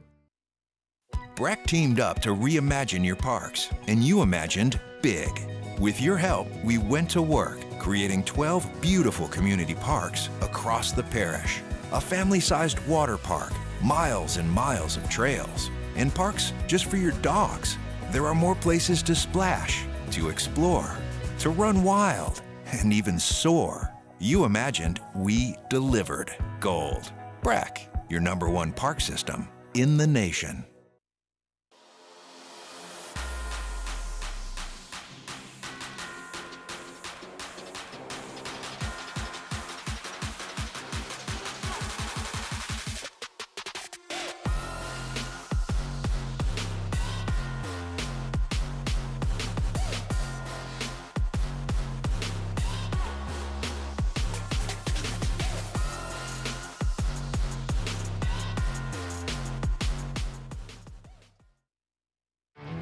There it is, the extra mile, on the border of expected and extraordinary, for those willing to go further, like vans customized for work or play, with safety and tech to keep you connected, supported by a 5-star sales, service, and finance team, and backed by the 1-star you know. So go the extra mile. It's never crowded, because so few have what it takes to go there. Mercedes-Benz Vans. Electricity is all around us, and our families depend on it. Every day is sparked by the power of a cold drink or a warm meal, a movie night, and a comforting light at the end of a dark hallway. From sunrise to sunset, playtime to bedtime, our team is ready to take care of your electrical needs. Even in the case of an after-hours emergency, the light in your life shines brighter with Mr. Electric. Gulf Coast Office Products is a nationally recognized Savin office equipment dealer based right here in Louisiana. Over 100 employees strong, Gulf Coast has the boots on the ground to support all vertical markets, from education, engineering, legal, and finance. With the latest in office technology, from desktop to production segment units, Gulf Coast and Savin have the perfect fit for you. Call 225-756-2644. That's After further review with Matt Moscona.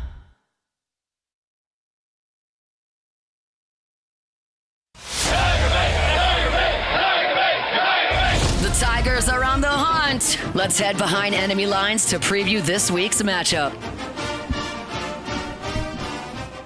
Final step out of conference for LSU this weekend. They'll welcome in the South Alabama Jaguars, and a Baton Rouge native, Major Applewhite, the head coach of the Jaguars, will bring his team into Tiger Stadium for a night kickoff. JT Crabtree will be in that number. He's the radio voice of the South Alabama Jaguars. He's good enough to join us for a couple of minutes here. JT, we appreciate the time, man. How are you? I'm good, man. Thanks for having me on here today. No, it's our pleasure. Let's start with Major's homecoming. We've talked about it a good bit. It's a nice story. Give me a sense of what it's like being around Major this week, coming back to Baton Rouge. He does not want me to say a thing about him coming back to Baton Rouge. Why? No, he's just a big guy about, it's not about him. It's about the football team. It's about the student athletes. And, sure, he's going to be excited about going back home. He grew up going to LSU games, and he talked about it on Monday about sitting in the south end zone, going to games and at 7-on-7 camps, throwing on the field in Tiger Stadium. And so he's going to be excited to be back home, of course. It's just he doesn't want it to – it's not about the major Applewhite homecoming. It's about South Alabama having an opportunity to prove themselves against an SEC opponent.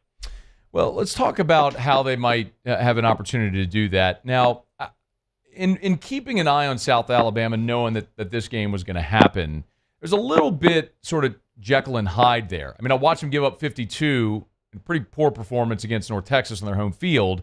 And then I was also watching last Thursday when they went and bludgeoned Appalachian State up in Boone. So which is closer to the real version of South Alabama? Yeah, it's a great question, isn't it? I think what we've seen the last 2 weeks is more of what we expected from South Alabama this coming into this season. It was a young defense that really didn't play with each other coming into the season, and so there was a huge adjustment period for the 9 new starters we had between injuries, graduation, and transfers. We really only have 2 guys that played significant snaps a year ago. And so this defense is finally starting to come together a little bit and gel. And then offensively, this is exactly what we thought this offense could be. With Major Applewhite being here the last 3 years as our offensive coordinator, we knew that we could do some dynamic things. With Gio Lopez being now a true dual-threat quarterback that we've never really had in our program's history. And keep in mind, we started football in 2009, and we've only been FBS since 2012, so still a very young program. But the fact that we were able to kind of have that dual-threat guy, use some different things in our offense, I think that's really paying dividends for us. And I think what we've seen these last 2 games, and yes, I know 87 against an FCS, whatnot, but like you said, last week App State dropping 48 at their place, that's something that doesn't happen in the Sun Belt Conference. And I think what we've seen the last 2 weeks is more of what we'll see moving forward. Let me ask you about Lopez. How much of a running threat is he? Because that's something that did hurt LSU when they played South Carolina and their running quarterback Lenore Sellers. He's a true running threat. We'll run some design QB power with him. You'll see some read option stuff mixed in there as well. He's a true guy that's going to tuck the football and go. We really, again, we haven't had that in the past. We've had some guys that could move if he needed to. But he's a true threat to tuck that football and go. He ran one off a week ago for 50 yards. He had another 30-yard touchdown mixed in there too. And so this is a guy that can really tuck the football and go. And as a redshirt freshman, he's looked unfazed. He's looked comfortable out there. And it's really exciting to see what he's doing already as a redshirt freshman. What about on the line of scrimmage, JT? Because it's typically where, when you have programs like this, you start to see a little bit of the disparity, right? It's just the size and the physicality at the line of scrimmage.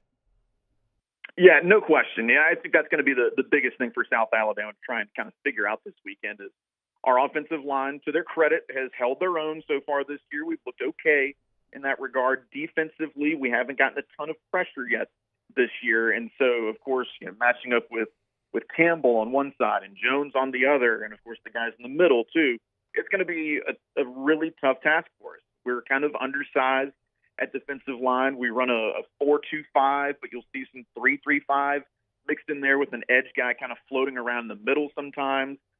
We used a lot of stunts last week at Appalachian State, and that seemed to keep them off balance. You'll probably see that again this weekend, I would expect, just because it worked so well last week against the Mountaineers. So we'll see.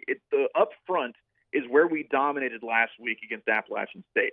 Up front is going to be a huge determining factor of if we can have some success coming up this weekend.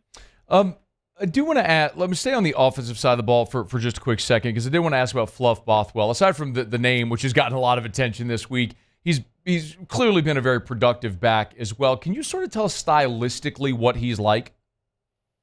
What's really impressive to me about him so far is his body control. He's not the fastest guy out there. He's not the biggest guy. He's 5'10", 220. But he'll run through arm tackles. You saw maybe the second touchdown he had last week at Appalachian State. He was starting to get cut down. He spun off a guy, put a hand on the ground, stayed on his feet, and got in the end zone. That's what he does the best, in addition to being patient. He's a true freshman. He leads all FBS freshmen rushing yards and rushing touchdowns this year. And he's so patient behind his blocks. He can sit there, wait for something to open up. He's not going to just get the ball and explode. He can make things happen by waiting an extra tick. And really that's where he's been his best this year, is having an opportunity to figure it out, wait for those blocks to develop, and then go. JT Crabtree is with us, radio voice of the South Alabama Jaguars, on Twitter at JT Crabtree USA if you want to give him a follow. Flip it over to defense. We talked a little bit about the line. Is there a strength, perceived or otherwise, an undoubted strength there on the defensive side for USA? I think for us, we didn't return a single start at linebacker from a year ago. And then the majority of our defensive backfield either graduated or transferred as well. But in spite of all that, we've got some guys back on the defensive line. Our strength this year has been our defensive secondary. And I know the passing defensive numbers don't look great. North Texas absolutely torched us week 1. But since then, we've played really, really well defensively in the passing game. A guy, Jordan Scruggs, who's our Husky, which to LSU fans, that's kind of similar to the nickelback, the star position that the Tigers use. Scruggs is a guy that's been used in the box and run support, out wide and pass, and he's been tremendous. He's a former D2 walk-on. He's our 4th school in 4 years for him, and he's right now the current Sun Belt Conference Player of the Week, Defensive Player of the Week, because he had a 96-yard interception return that was, a 14-point flip right there on the play that he made. He's 3rd on the team in tackles so far this year. He's been great. And then we've had some injuries with Ricky Fletcher, a cornerback. He's probably our best defensive back. He hasn't played this year, and he's going to be out this weekend as well. So a true freshman, Amarian Fortenberry's played really well. He's played much better than we expected, especially this early in his year. Jaden Voisin at free safety has been kind of our vocal leader. He's the green dot for our defense as well, and he's a guy that, as free safety, he's not going to be up top in pretty much any position. He's going to be down in the box as kind of a 3rd or 4th linebacker in some situations. He's primarily a run support guy. He'll drop in some zone every now and then, but he's our vocal leader of the defense. So defensive backfield, probably our strength. We have some veterans up front on the defensive line with Kevius Thomas, Maurice Strong's on his 7th year of football, and a transfer from Liberty, Akil Washington as well. So we've got some good pieces here or there, but overall I think the defensive backfield's been our best. Yeah, just when you look at the venue as well, this is something the South will do typically once a year, right? Go play one of these Power 5 non-conference games. Oklahoma State last year. I think a lot of people might remember that UCLA game a couple of years ago. It was a 1-point game. UCLA won by a point out there in the Rose Bowl. Tennessee, Nebraska, some of the other games that South has played there in these big venues.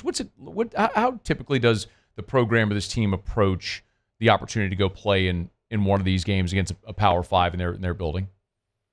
With the exception of the Tennessee matchup in 21, where we just couldn't handle their tempo, we've played pretty well against Power 5 and Power 4 teams over the last couple of years. You mentioned Oklahoma State last year. We went to Stillwater, and we're kind of spinning our wheels a little bit. We were 1-1, hadn't played well, and then we roll out there and we dominated Oklahoma State. And look what the Cowboys turned out to be. You mentioned the UCLA game. It was a 1-point game because we ran a fake field goal with about a minute left with a 2-point lead. We didn't get it, and UCLA marched down the field and got a last-second field goal. And that was a game, honestly, that we should have won. And so you mentioned the Nebraska matchup. We held a Scott Frost team that was sputtering. We stayed within 2 touchdowns of them, and they pulled away late. And so it's a team that's not afraid of the challenge, which is really impressive considering, we don't have a ton of football history. We haven't gotten that huge defining win. Yes, we have the Oklahoma State win, which is great. We beat Mississippi State in 2016. We beat a ranked San Diego State in 2016 as well. But we still haven't had that true huge win as a program. And so to say that we haven't had those wins, but still to be competitive when we've matched up in these big environments and these bigger names and bigger conferences, we've held our own for the most part. It'll be interesting to see how it all plays out Saturday night in Tiger Stadium. JT, if there is a blueprint for Major Applewhite's squad to maybe get that marquee win on Saturday night, what does it look like? It looks, on the defensive side, we've got to eliminate the explosive passing plays. Our offense, I think, will have some opportunities to score with the way LSU's played defense this year and now the injuries that they've encountered as well. And so I think for South Alabama, they've got to make sure they don't give it up over the top. we've done pretty good in run defense, allowing 120 on the ground per game, but we've given up 271 through the air. And guys like Tyron Lacey and Aaron Anderson are probably going to give us fits. Guys like that have given us problems, especially stuff over the middle, some quick ends and slants. And so that's where I think the key is for South Alabama. If they want to get that marquee win, pull off the big upset on Saturday, that's what they got to do. He is JT Crabtree, radio voice of the South Alabama Jaguars, on Twitter at JT Crabtree USA if you want to give him a follow. JT, safe travel to Baton Rouge, man. Have a great call. Thanks for a couple minutes today. Appreciate it, man. You called me JT the whole segment, so you could have called me much worse. I flubbed it at the end of the last segment. I was like, damn it, did I just go dyslexic in my brain? No, and by the way, it helps that it's on the screen, so I had it the whole time. Thanks, man. We appreciate the time. Appreciate it. Jay's up and go Jags. Be well, JT Crabtree, and a guy that likes to have a good sense of has a good sense of humor as well. Hey, I was talking to Chef Leighton Carbo over at Supper Club just before we came on air, and he told me that tonight, and Thursdays are huge, y'all. Oh my goodness, a couple things to tell you about. I got to tell you about the wine feature and something new they're doing on the menu. But he told me they have, I think, 2 tables tonight.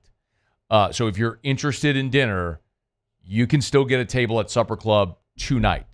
I would not wait. I would call over to Supper Club or go online, supperclubbtr.com, supperclubbtr.com. 2 things to remind you about. Number 1, let's talk about the wine. It's the Thursday wine series. They started this a couple weeks ago after the storm. It went over amazingly. And so now every Thursday, they're going to have a wine feature that they're going to sell by the ounce. Tonight, a 2014 Chateau Mouton Rothschild, they'll be selling for $60 an ounce. This is a $3,700 bottle of wine. Most of us would never be able or want to buy a bottle of wine for that much. But if you love wine and you want to try something that exquisite, here's your chance to do it affordably. They'll bust open the bottle. It's up there while it lasts. So make plans to get by Supper Club. They're opening shortly. Now to the food. This is something I was talking to Chef Leighton a couple of weeks ago that he's been planning to do, and now they're going to roll it out as a Thursday special. It is a 21-day, dry-aged, tomahawk, bone-in ribeye. Y'all, just the video of this thing, of Chef Leighton preparing it, is incredible in and of itself. I mean, a 21-day tomahawk dry-aged bone-in ribeye served as prime rib at Supper Club, luxury on the bone. If you want to try it, this will feed for certain a couple of people, maybe more, depending on how much or how little you may eat. If you've not been to Supper Club, man, tonight or next Thursday would be an awesome opportunity. Get your reservations. SupperClubBTR.com. Remember, the Thursday wine series and the Thursday prime rib feature. It's only day they're doing it. So make plans tonight or coming up for a future Thursday to be at Supper Club. SupperClubBTR.com for your reservations. SupperClubBTR.com. Okay. Lee Sterling in 15 minutes. We'll get Lee's actually less than 15 minutes. I got to go 12 minutes. We'll get Lee's best bets of the weekend. That's coming up here. When we come back, Muse, Paulie, and I are what to watch. We each tell you 3 things we're keeping an eye on for this football weekend. Don't you move. It's AFR. After further review. Brought to you by Clegg's Nursery. Y'all, fall is here. I know. Actually, you know what? Wasn't this morning a beautiful little taste of fall? Walked outside this morning to go to the gym, and it was 68 degrees. It felt immaculate. So it's time to decorate for fall. Erica's already got all of our Halloween decorations up. The indoor stuff, all the lights and the pumpkins and the witches and all that sort of stuff. But you want to decorate your outdoor space for fall? Clegg's is ready to help. Hay bales, pumpkins, squash, gourds, corn stalks, scarecrows, they got it all. You want to decorate your front patio, your back porch, maybe your office building. Clegg's has a ton of that decor. Get it before it's all picked over. Any of the 4 locations, amazing selection. They got Johnny Naylor seeds if you need to plant that fall vegetable garden. Y'all, now is the time to get on by. Buy local, shop local, tell them Matt sent you to Clegg's Nursery. Bayou Ford has the new inventory to get you in a new Ford truck or SUV today, or customize your next vehicle just the way you want it. All new Bayou Ford vehicles come with a 1 million mile powertrain warranty. The crew at Bayou Ford is going to do right by you. It's an everyday thing here. We work horses in the mornings and we work on the property during the day, and without these John Deere tractors, it'd almost be impossible to keep up with the place. I've dealt with some of the other colors and stuff, and I never really got the response back that I get from John Deere, We really enjoy dealing with Sunshine. They're good people. They always check on us and make sure our equipment's running, and we love them. Flip the switch and learn more about what it means to be powered by Sunshine at sunequip.com. There's nothing chill about a hot, sweaty line. Unless you add Mountain Cold Refreshment. Coors Light. Choose chill. There it is, the extra mile. On the border of expected and extraordinary. For those willing to go further. Like vans customized for work or play. With safety and tech to keep you connected. Supported by a 5-star sales, service, and finance team. And backed by the 1-star you know. So go the extra mile. It's never crowded because so few have what it takes to go there. Mercedes-Benz Vans.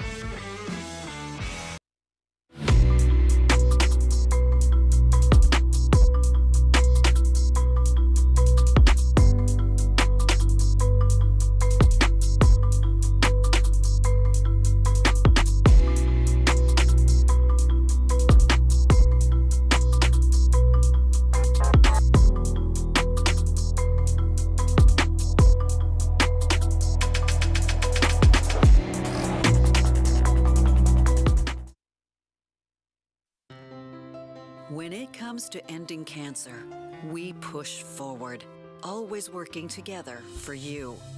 That's why our cancer experts at Ochsner have clinically integrated with MD Anderson Cancer Center. This means advanced cancer care, including access to life-saving clinical trials and integrating care to treat the whole you. Introducing Ochsner MD Anderson Cancer Center. Long live you. Hey, it's Matt Moscona. For years, you've heard me tell you about Insurance Network of Louisiana, helping you find better coverage for less money. But it's not just for your home and auto. They also offer commercial property. So, retail stores, professional offices like doctors, dentists, attorneys, clothing boutiques. Insurance Network of Louisiana can find you better coverage for less money. They service the entire state of Louisiana. For the review with Matt Moscona.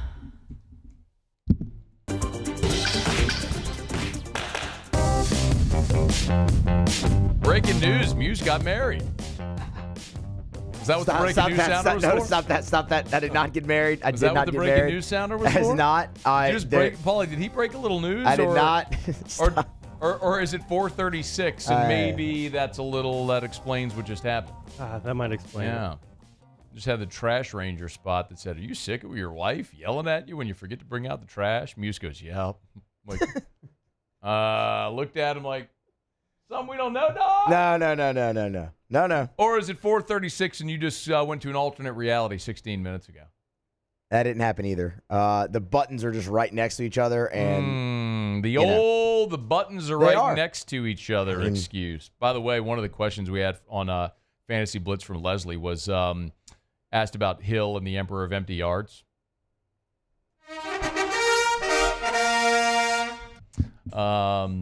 Said I need a dub like Muse needs a fatty.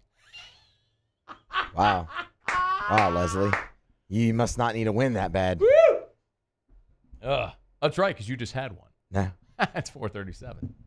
All right. Okay, Lee Sterling coming up. Get your picks. Otterlocks will be up at LouisianaSports.net shortly as well.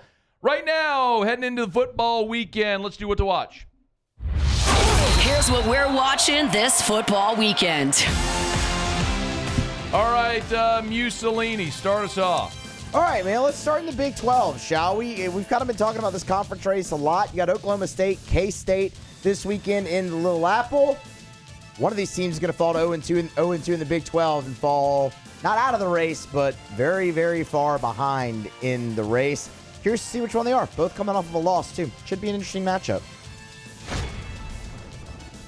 I'm watching Oklahoma and Auburn. Why? I'm not watching that junk. To see garbage quarterback play. Yeah. You're going to. Sooners are turning into quarterback Michael Hawkins. Hugh Freeze technically hasn't said if he'll go with Peyton Thorne or Hank Brown, but both teams need a win after a bad loss last week. Bama, Georgia. Yeah. It's the biggest game of the weekend. It's the biggest game at this point of the college football season. What else do we need to say? Kalen DeBoer, here's your opportunity. You want to prove you're still Bama? Go beat Georgia. Kirby, you want to prove that you are the alpha still in the league in the country? Go on the road and beat a Bama team that under Nick Saban handled you 5 of the last 6 times. Come on, Kirby! Hit the shit again. Well, I didn't know if you were done yet. Yeah, very good. We got a future Pac-12 matchup on the Smurf turf this weekend. Washington State, Boise State. This is a pretty big test for Boise State. You look at Wazoo. They went on the road. They've had a couple big wins. Obviously, one of them against Washington in the Apple Cup, and again, it's Texas Tech as well. So 2 Power Conference wins already for them. Now they face Boise State, who is looking to be the Group of 5 representative. They are currently the highest-ranked Group of 5 team. One more loss does them in. This is a big matchup for Boise State and one to keep an eye on. We're watching a big matchup early on in the NFC North between the Vikings and the Packers. The Vikings are 3-0 with Sam Darnold. Malik Willis is in for Jordan Love. Justin Jefferson is doing Justin Jefferson things. This will be Aaron Jones' return to Green Bay. He did say he's going to do a Lambeau leap if he scores a touchdown. Okay, good. Love it. Respect. Notre Dame's hosting Louisville. Muse swears that Notre Dame's not making the playoff because they lost to Northern Illinois. They go 11-1. They're in the playoff. You can't afford another loss. You got Louisville coming in. This and your game against Southern Cal, probably your 2 most difficult remaining games. So we'll see if Notre Dame can keep their CFP hopes alive on their home field. Irish are 6.5-point favorite. Oh, the Cincinnati Bengals. I don't think many thought this would be as tough of a spot as it might be against the Panthers right now. The Bengals are 0-3. They're going to travel on a short week after playing Monday Night Football. Their defense has looked really bad. And now they're going to face an offense with the Panthers that actually has a little bit of a life with Andy Dalton at quarterback. Can the Bengals get off the schneid? Let's see. Chiefs-Chargers. Chiefs are 3-0, but they haven't looked very dominant this year so far. Chargers 2-1 under Jim Harbaugh. Chiefs are still without Isaiah Pacheco, Clyde Edwards-Helaire. Travis Kelce also off to a slow start. Can Justin Herbert finally get a signature win against Patrick Mahomes? Anybody know San Francisco's record? 1-2. Yeah. Team that a lot of people think is going to win the NFC. They need a win in a bad way. They're at home against the Patriots. You can't lose this game if you're San Francisco. I know they've had McCaffrey out, but Niners at home against New England. New England's already won in Cincinnati. It ain't like they're going to be intimidated going to play this game. San Francisco, we'll see if they can get a much-needed win this week at home against New England. All right, that's what to watch. Muse, Paulie, and I, 3 things we're keeping an eye on for the football weekend. We'll revisit on Monday and let you know how it all went. We're brought to you by South Point Volkswagen and SouthPointVW.com. New and certified pre-owned in Baton Rouge and online at SouthPointVW.com. If you're thinking about buying a new vehicle, if you're shopping presently, make sure you put Volkswagen on your list. If you've never driven a Volkswagen, put it on your list. Go to South Point Volkswagen, shop Louisiana's largest volume Volkswagen dealer. Just get behind the wheel and experience the style, the feel, the performance of luxury without the cost. All the safety features, all the fun of Volkswagen, manufactured at their Chattanooga, Tennessee plant. So you're supporting U.S. jobs. It's South Point Volkswagen. SouthPointVW.com, South Point Volkswagen. What's your direction? Okay, y'all. Well, I got our final break here of hour number 2. When we come back, we visit every Thursday at the end of hour 2 with Lee Sterling of Paramount Sports. Lee will give us his 5 best bets. That's next. It's AFR. AFR. Hey, y'all. Interest rates have ticked down a smidge. You know that means the home market is starting to churn. If you're thinking about selling your home, remember, I share this with you every year about this time. The number one busiest month in real estate in this market every year is actually November. We always assume it's in the spring, right? End of school year. If you're going to move, at the end of the school year before, the kids start a new school, whatever. No. It's actually now. People want to be in their new home for the holidays. People want to be in their new home before the new year. If that's you, start that process today. Call Darin James. If you need to sell your home, y'all, Darin has a list of thousands of buyers in his database looking for exactly what you're selling. He can match you with buyers looking for what you're selling. It's part of how he sells more homes than literally anyone. 335-7666 or agent225.com. Think real estate, think Darin James.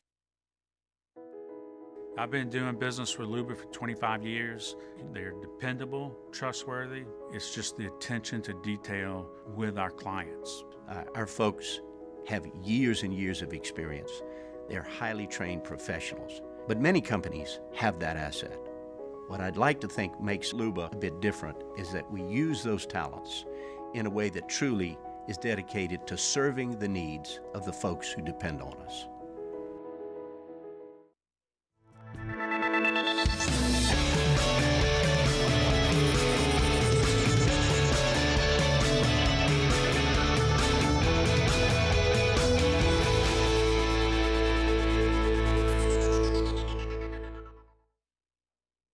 The Windsor Senior Living Community in Mandeville, Louisiana is a beautiful, vibrant apartment community geared toward seniors. They are nestled right in the heart of Mandeville, where seniors live a more carefree lifestyle in spacious apartments with the peace of mind that comes from having a little extra help. Call the Windsor at 985-624-8040 to schedule a lunch and tour. Come see how the Windsor can be your passport to peace of mind. Jerry and Benny Payne began Central Plumbing Company out of their driveway in Tanglewood Subdivision. 50 years later and 4 generations down the road, we continue to serve Baton Rouge and the surrounding areas for all of their plumbing needs. Residential, commercial, industrial, or hospitality, Central Plumbing is here 24/7, 365. We want to thank our customers, family, and friends for 50 years of success. And looking forward to 50 more. Dylan Cruz here to tell you about Six Rings Baseball and Softball Camp. If you live on the North Shore and play ball, go to Six Rings Camps with former LSU assistant coach Dan Canaveri. His knowledge is second to none, and your child will improve and have fun doing it. Camps were held at Coquille Park and Six Rings Academy in Covington with 4 sessions over the summer. Full day and morning only sessions are available from ages 7 to 13. Go to sixringsbaseball.com or call 985-206-9096. Learn the game to love the game. Breck teamed up to reimagine your parks, and you imagined big. With your help, we went to work, creating 12 beautiful community parks across the parish. A family-sized water park, miles and miles of trails, and parks just for your dogs. There are more places to splash, to explore, to run wild, and even soar. You imagined, we delivered. Gold. Breck, your #1 park system in the nation.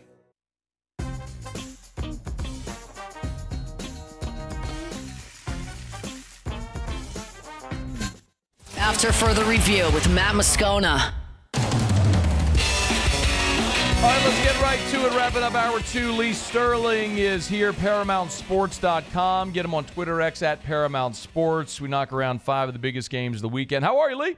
I'm good. I can't complain. I'm going to host some people friends from Tallahassee after looks like the hurricane's going to hit them. Yeah. So hopefully things go well for those people and say a prayer for them. No doubt. Everybody who lives in this part of the country understands what it's like to go through storms. So wishing everybody the best as they make it through. Busy slate of games to keep us occupied. There's an 11 a.m. Central Time game with Ole Miss hosting Kentucky. Ole Miss, big 17-point favorite in that one, Lee. I'm interested. Ole Miss hasn't really been tested. We saw Kentucky give Georgia all they wanted.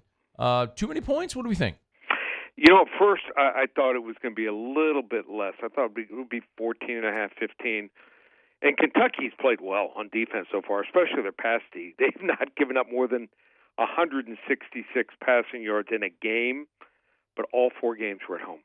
And they got to face a quarterback, Carson Beck, who's really good, but not a dual-threat quarterback.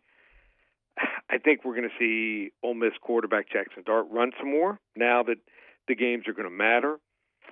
He's averaging 388 yards a game passing, averaging 3 touchdowns, averaging 55 points a game here. I just, if Kentucky falls behind, I think that they're going to just have to take chances, and that's where the turnovers happen.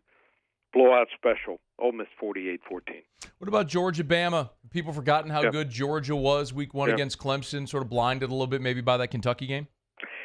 Maybe a little bit, but, a couple weeks ago, I'm all over Georgia, but I'm watching this Bama team, and Jalen Milroe is really good, just like Carson Beck, different quarterbacks.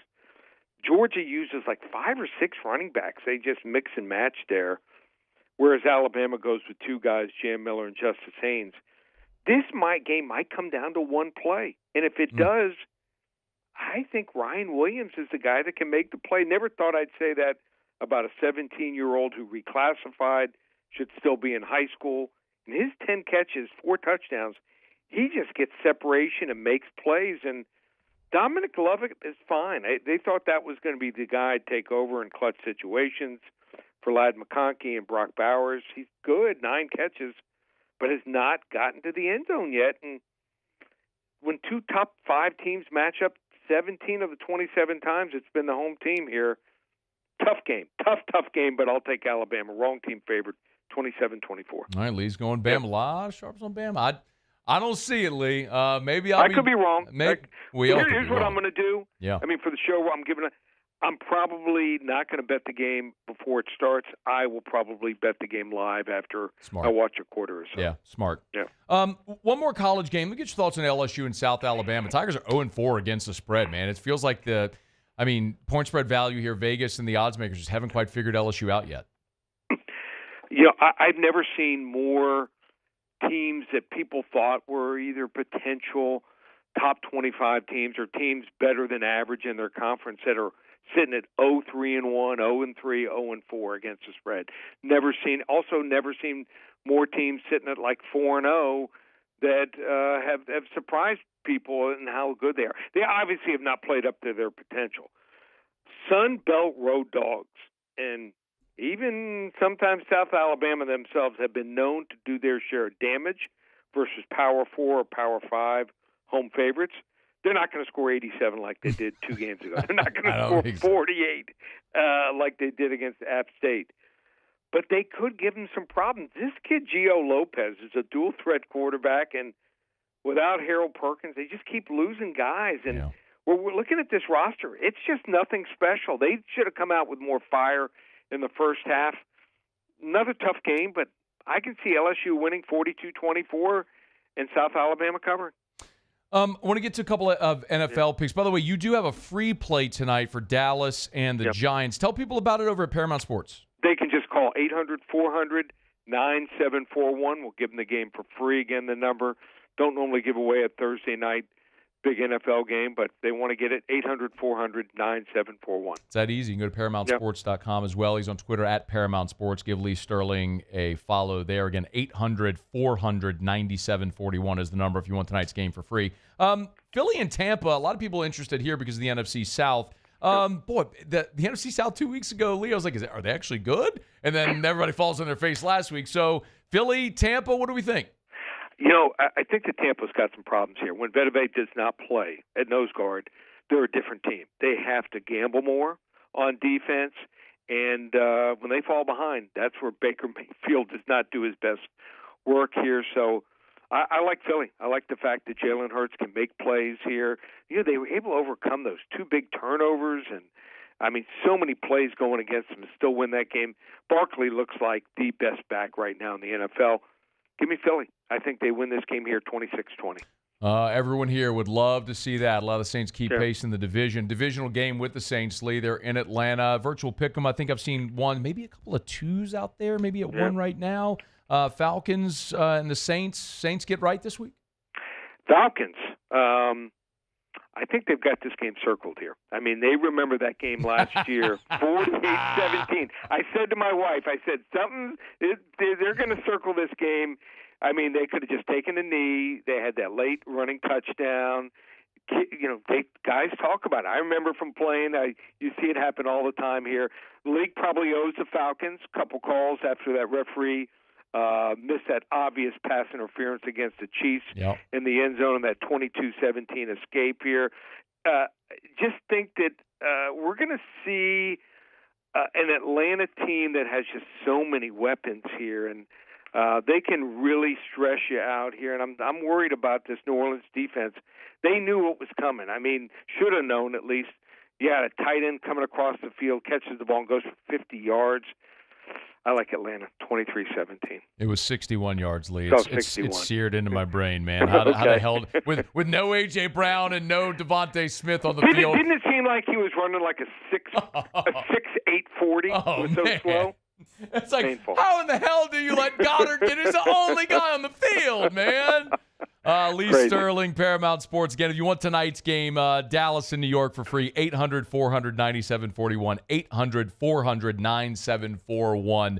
Give me that play tonight for free. We appreciate it, Lee. We'll talk again next week. Sounds good, Matt. Take care. Absolutely. That's our pleasure. Lee Sterling. It's After Further Review. We're brought to you by Shaw Bills Tire and Auto Service. ShawBillsTire.com, ShawBillsTire.com. Locations all over South Louisiana. Started in Morgan City, moved up into Baton Rouge, now into West Baton Rouge, Lafayette, the whole Acadiana area. Tell you the same thing every single day because it's the most important thing to tell you. They sell you name brand tires at wholesale prices, and they treat you like family. Continue to congratulate Miss Beth Barron over at Shaw Bills, Modern Tire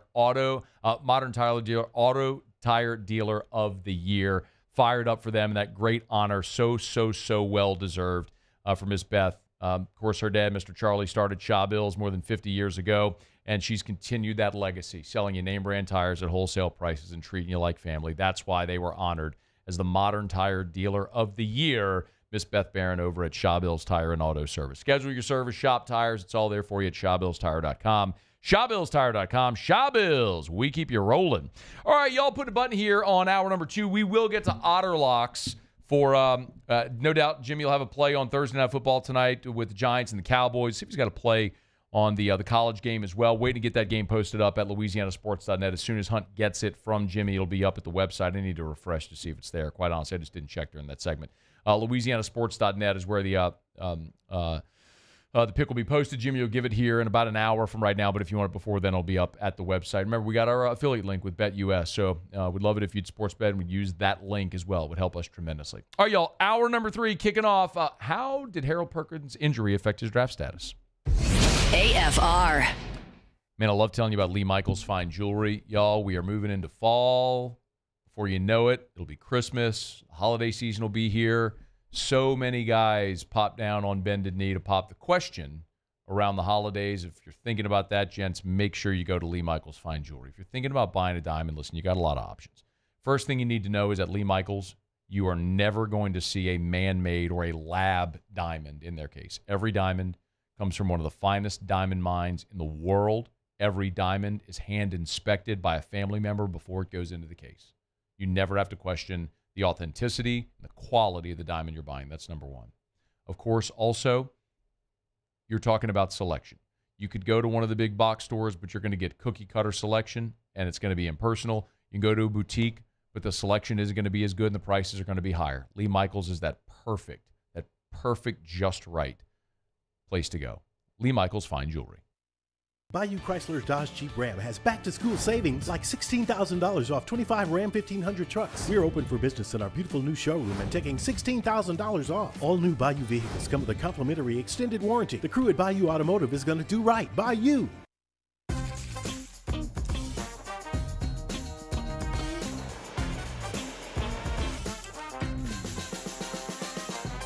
The best-kept secret in town is out. Discover Tallulah at the Renaissance Hotel on Bluebonnet.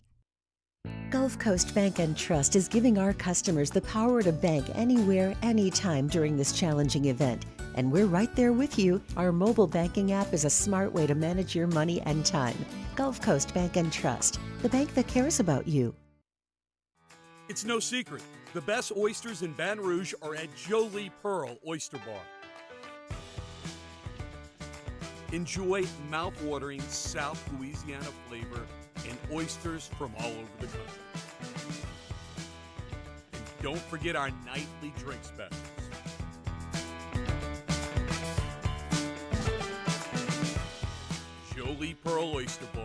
located in downtown Baton Rouge. I've been doing business with Luba for 25 years. They're dependable, trustworthy. It's just the attention to detail with our clients. Our folks have years and years of experience. They're highly trained professionals. But many companies have that asset. What I'd like to think makes Luba a bit different is that we use those talents in a way that truly is dedicated to serving the needs of the folks who depend on us. Electricity is all around us, and our families depend on it. Every day is sparked by the power of a cold drink or a warm meal, a movie night, and a comforting light at the end of a dark hallway. From sunrise to sunset, playtime to bedtime, our team is ready to take care of your electrical needs. Even in the case of an after-hours emergency, the light in your life shines brighter with Mr. Electric. Gulf Coast Office Products is a nationally recognized Savin office equipment dealer based right here in Louisiana. Over 100 employees strong, Gulf Coast has the boots on the ground to support all vertical markets, from education, engineering, legal, and finance. With the latest in office technology, from desktop to production segment units, Gulf Coast and Savin have the perfect fit for you. Call 225-756-2644. That's 756-2644 for Gulf Coast Office Products.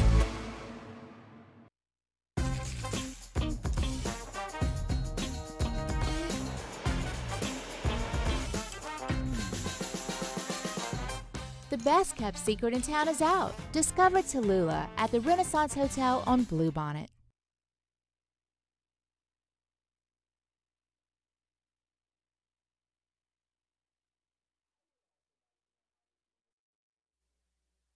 This is SportsCenter. I'm Doug Brown. Week 4 in the NFL kicks off tonight with an NFC East matchup. The Giants and the Cowboys at the Meadowlands. Both teams 1-2, and the Giants 1-13 against Dallas over the last 7 years. Dan Orlovsky says the New York defense will be crucial tonight. Dexter Lawrence is arguably the best defensive tackle in football. Maybe him and Chris Jones in that conversation.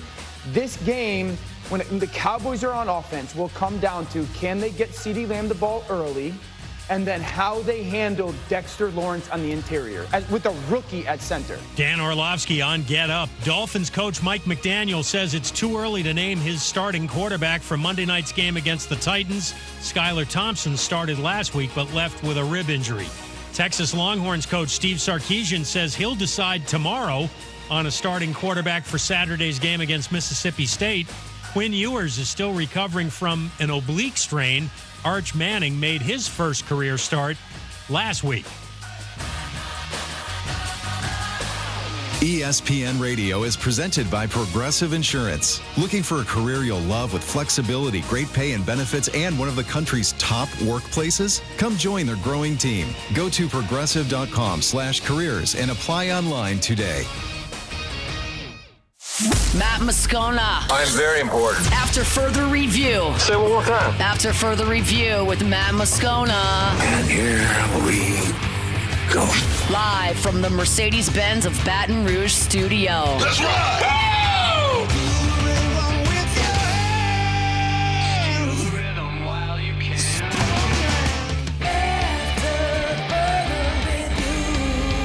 Hour 2, off we go. Welcome aboard. Glad you're with us. It's AFR. I'm Matt. This is Shaq O'Neal, and I hate Matt. Paul O'Neal. They're chanting Paul O'Neal's name. Muso. And Mr. Toby Tom Blake.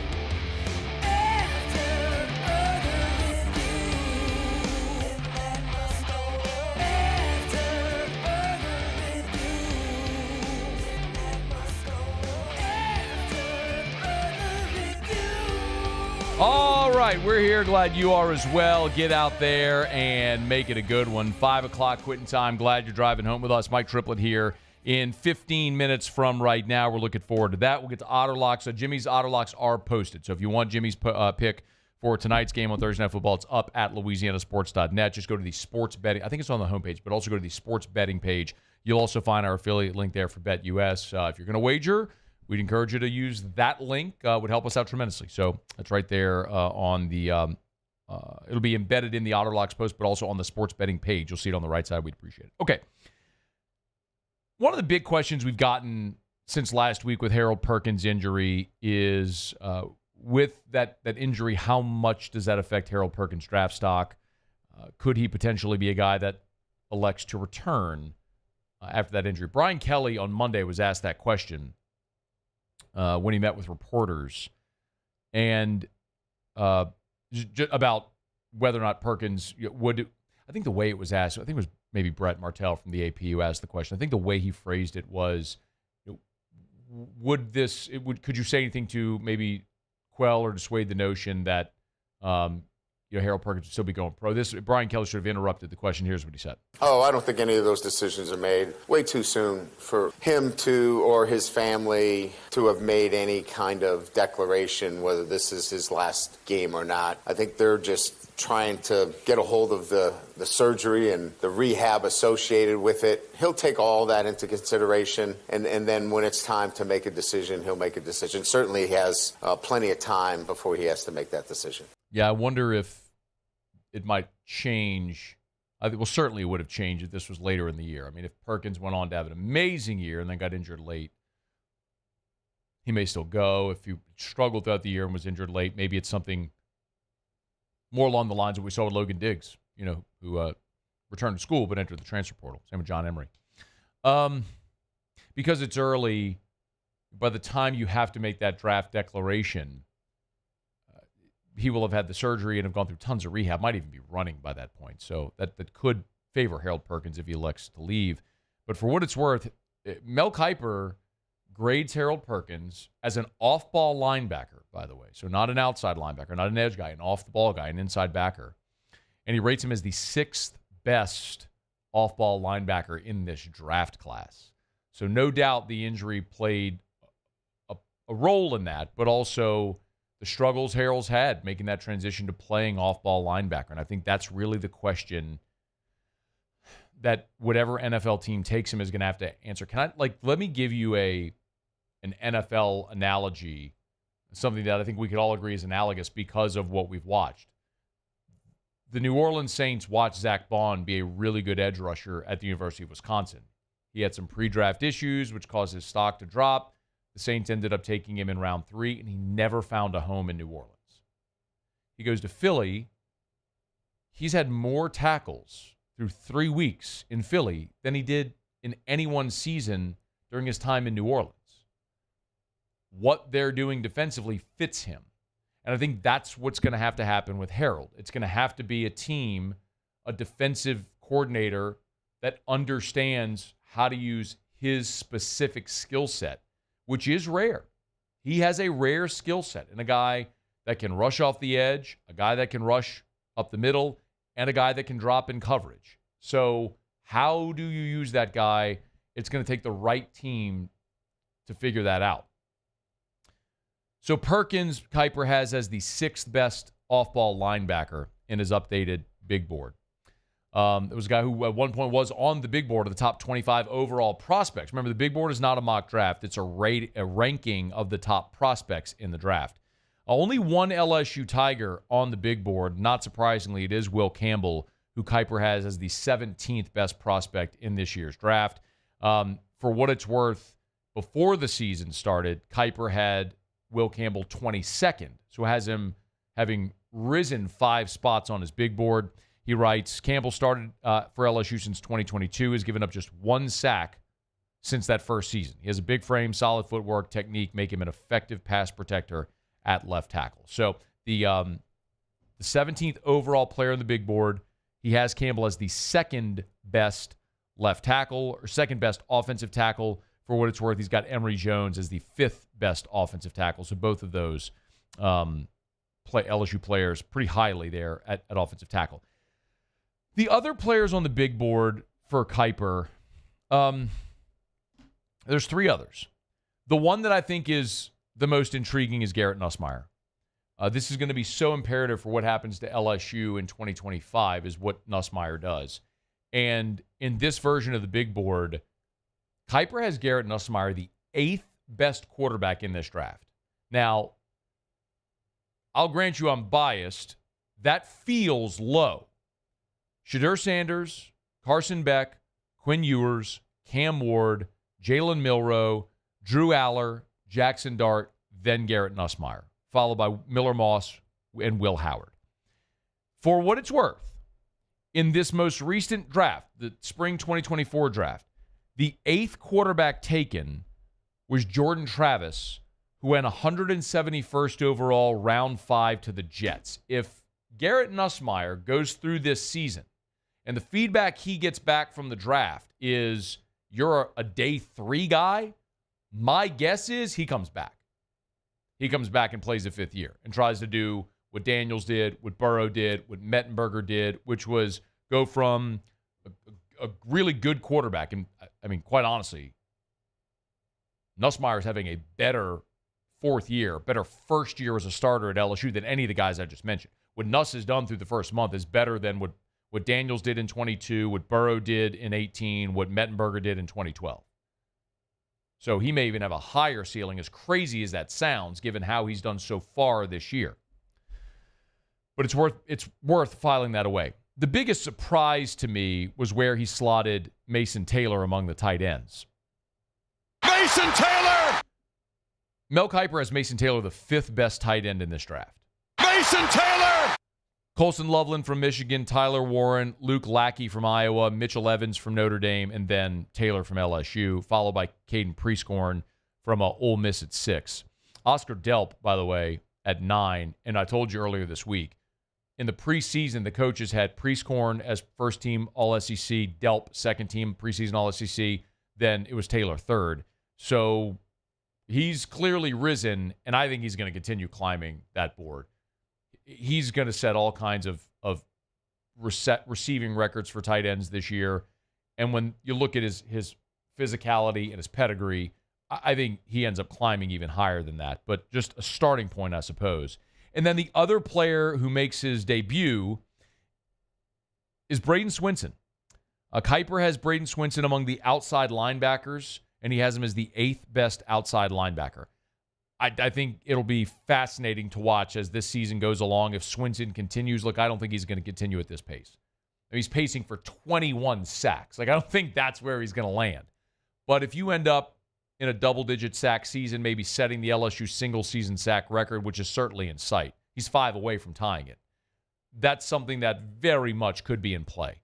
So it's seeing Swinson move up into a day 2, potentially a first-rounder, as much as edge rushers are valued. So something worth keeping an eye on. It's just a starting point here. The first big board from Mel Kiper during this season. But there are 6 LSU Tigers among the top 10 at their position group. Will Campbell's the only on the big board among the top 25 overall. He's got him at 17, which I think is probably low as well, considering where and how offensive tackles are valued to probably continue to rise. But Nussmeier, Taylor, Campbell, Jones, Perkins, Swinson, all among the top 10 at their position, according to Mel Kiper. All right, it's after further review. We're glad you're with us. Love telling you about Relief Windows and ReliefWindows.com. Energy-efficient replacement windows, beautiful entry doors, hardy plank vinyl siding. Oh, yeah. They do shutters as well. You want to beautify the exterior of your home? Energy-efficient replacement windows from Relief Windows are a great way to do that. You want to beautify the interior? How about those indoor shutters as well? You want plantation shutters? They can do it at Relief Windows. Custom made for your home. Not only will it beautify the interior of your home, but it'll help make it more energy efficient as well. We have plantation shutters at our home. I told you when we moved into our current home, had Brandon out, one of the first things he recommended was, let's put picture windows. So no panes. Picture windows that look out into the back where our pool is, beautiful backyard space. It just adds so much flow to the home. We have the plantation shutters as well. It's gorgeous.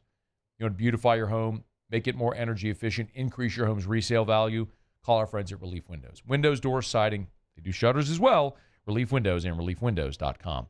All right, y'all. Glad you're hanging out with us here on this Thursday edition of AFR. Getting your football weekend started. T-Bob and I will be over at Curbside tonight for Scone and Tea. We'll be live at 7 p.m. So if you want to come by, bring the family, kid-friendly. We'll be there at Curbside on Government Street for Scone and Tea live at 7 o'clock. If you can't be there, join us on the 104.5 ESPN YouTube channel. By the way, if you're there right now, thank you. Please smash that like button and subscribe to the channel. We appreciate you. All right, well, now I got a break. We'll come back. Mike Triplett, talking to Who Dat. It's AFR. AFR. Brought to you by the Watermark Hotel and the Renaissance Hotel, 2 amazing hotel properties, Watermark downtown, Renaissance Southtown. Love telling you, of course, about the Renaissance and all the beautiful spaces that they have there. It's a home football weekend, which means you know where you'll find the LSU Tigers tomorrow. They'll be there at the Renaissance Hotel. So whenever LSU is playing a home game, they're obviously not going to stay on campus. They go and stay at the Renaissance Hotel. Every player, the coach, staff, everybody's there. It's big enough to host the entire team, not just for them to lay their head the night before the game, but also for all the meetings they have. They convert their grand ballroom into a giant space where they can have team meals. They have prayer services. They have team meetings, breakout position group meetings. So from a dozen people for a boardroom all the way up to 500 people in their grand ballroom. If it's a wedding reception, if it's an awards banquet, a fundraiser, the Renaissance Hotel can host your next event. Contact Allison Crump today at the Renaissance Hotel. Bayou Ford has the new inventory to get you in a new Ford truck or SUV today, or customize your next vehicle just the way you want. All new Bayou Ford vehicles come with a 1 million mile powertrain warranty. The crew at Bayou Ford is going to do right by you.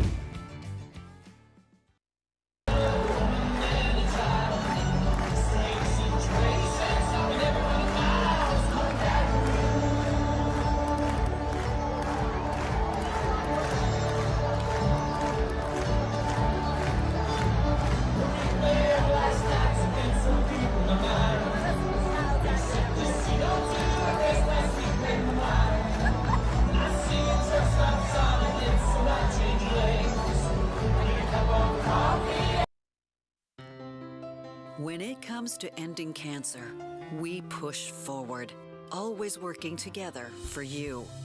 That's why our cancer experts at Ochsner have clinically integrated with MD Anderson Cancer Center. This means advanced cancer care, including access to life-saving clinical trials and integrating care to treat the whole you. Introducing Ochsner MD Anderson Cancer Center. Long live you. Hey, it's Matt Moscona. For years, you've heard me tell you about Insurance Network of Louisiana, helping you find better coverage for less money. But it's not just for your home and auto. They also offer commercial property. So, retail stores, professional offices like doctors, dentists, attorneys, clothing boutiques. Insurance Network of Louisiana can find you better coverage for less money. They service the entire state of Louisiana, and they're local. So call today at 293-0450 or lainsurance.net. Jerry and Benny Payne began Central Plumbing Company out of their driveway in Tanglewood Subdivision.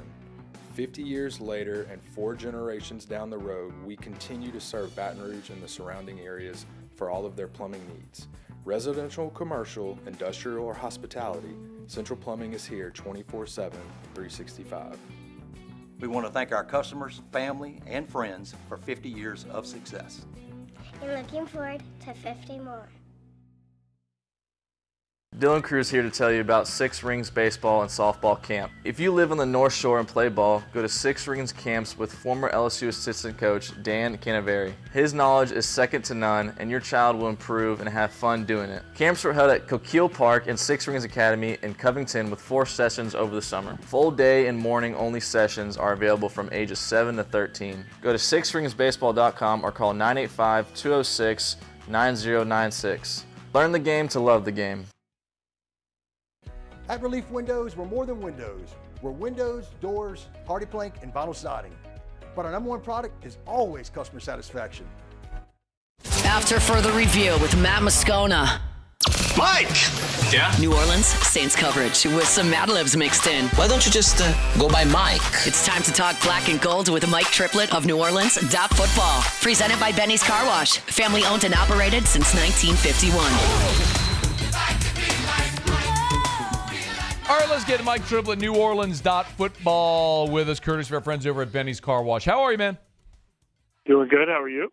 I'd be doing a lot better if Eric McCoy were healthy, but such is life, so they got to move on. When you look at the Philly game, were there issues exposed, or was that a symptom of the injuries?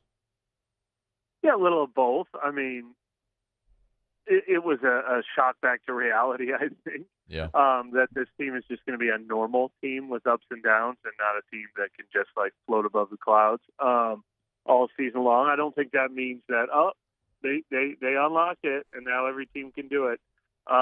Philly, Vic Fangio has a history of being good at that. Jalen Carter played outstanding, and Eric McCoy was missing after the third play, so they didn't have a week's game plan for it. And now they might do without Eric McCoy and Cesar Ruiz, so it's not going to get any easier.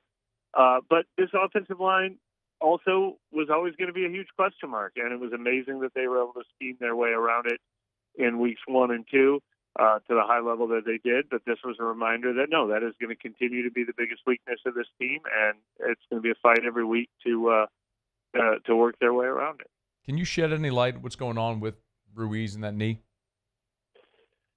It doesn't sound like it's major, but I don't know the exact significance of it. So it's hard for me to say if it's 1 to 2 weeks, 2 to 3, 3 to 4. I do not think it's major, though. And if they don't put him on IR by Saturday, which I'm not anticipating, then that would confirm that diagnosis. Do you have a feeling, and it's okay if the answer is no, about whether or not he'll play this weekend against Atlanta? I don't. I do not think he's going to play this week. Okay, so what does the offensive line shuffle look like then if there's no McCoy and no Ruiz? Yeah, so they got a couple options. Lucas Patrick is their most veteran sort of option at center, but he's also their starting left guard. So we saw him move over to center during the game. They could do that again, or they could bring Shane Lemieux up from the practice squad. Well, he's already been activated. He was the corresponding move when Eric McCoy went on IR. He could start at center, and Patrick could stay at left guard. So either one of those is an option. And then at right guard, you've got Landon Young or Oli Udoh or Nick Saldiveri. So they have a lot of options, just none of them obviously great. Oh, man.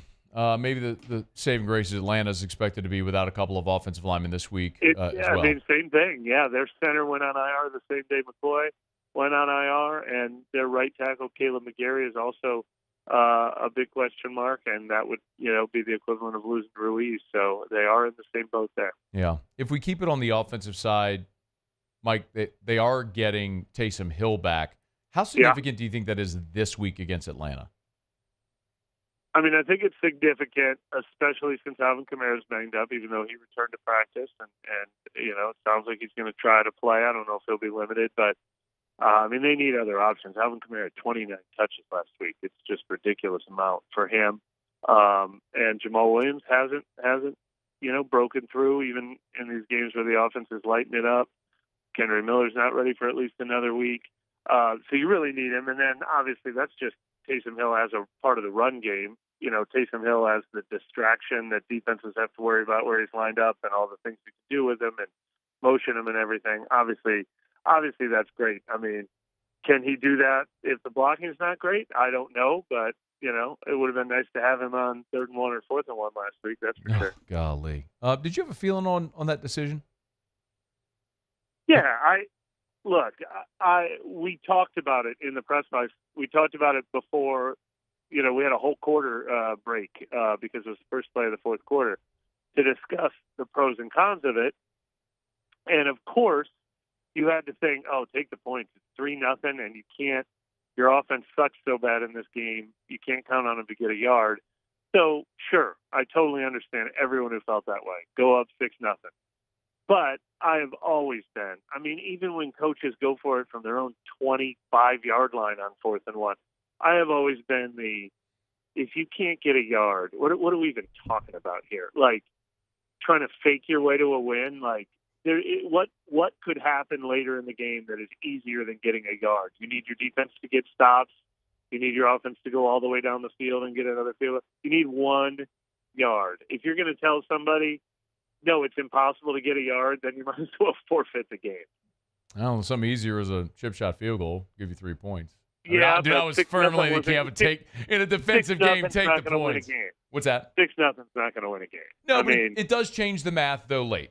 For example, it does. So anyway, I understand. I can understand arguments either way. I guess my point is, I'm never ever going to blame any coach ever for going for a 4th and 1. I mean, it's a yard. You and I will be on staunchly opposed sides of that fence. Yeah. All right. Mike Triplett's with us at Mike Triplett, NewOrleans.football, Benny's Car Wash. We'll get it back to this weekend with Atlanta. I say we'll get it back to this weekend, but I want to talk about last year. So do you feel like what happened last year, the finish against Atlanta, Jameis calling his own play, all that stuff, do you feel like that lingers on Sunday? No, I say no way. Maybe if Arthur Smith was still the head coach, he'd be perturbed about it. But, I mean, especially since it was clear that it was something players decided to do in the huddle. Should they be mad at Jameis? He's not here either. I don't know who would be mad about it. You know what I mean? There's just too much that doesn't carry over for me. Let's talk about the defense, Mike. The defense was good for 3 quarters. Anything you saw there in the fourth quarter, especially with Dallas Goedert, that gives you cause for concern? Yeah, for the most part, it was two single-play mistakes. They were huge mistakes. You cannot, in that game, man, you got to make it be a 10-play drive. You cannot give them 60-yard plays in a game where they couldn't score the entire day. Yeah. So that's gut-wrenching. Barkley started to find some seams in the defense throughout the third quarter, too. It was like the first half, I think he had 5 carries for 17 yards. They did fantastic against the whole run game.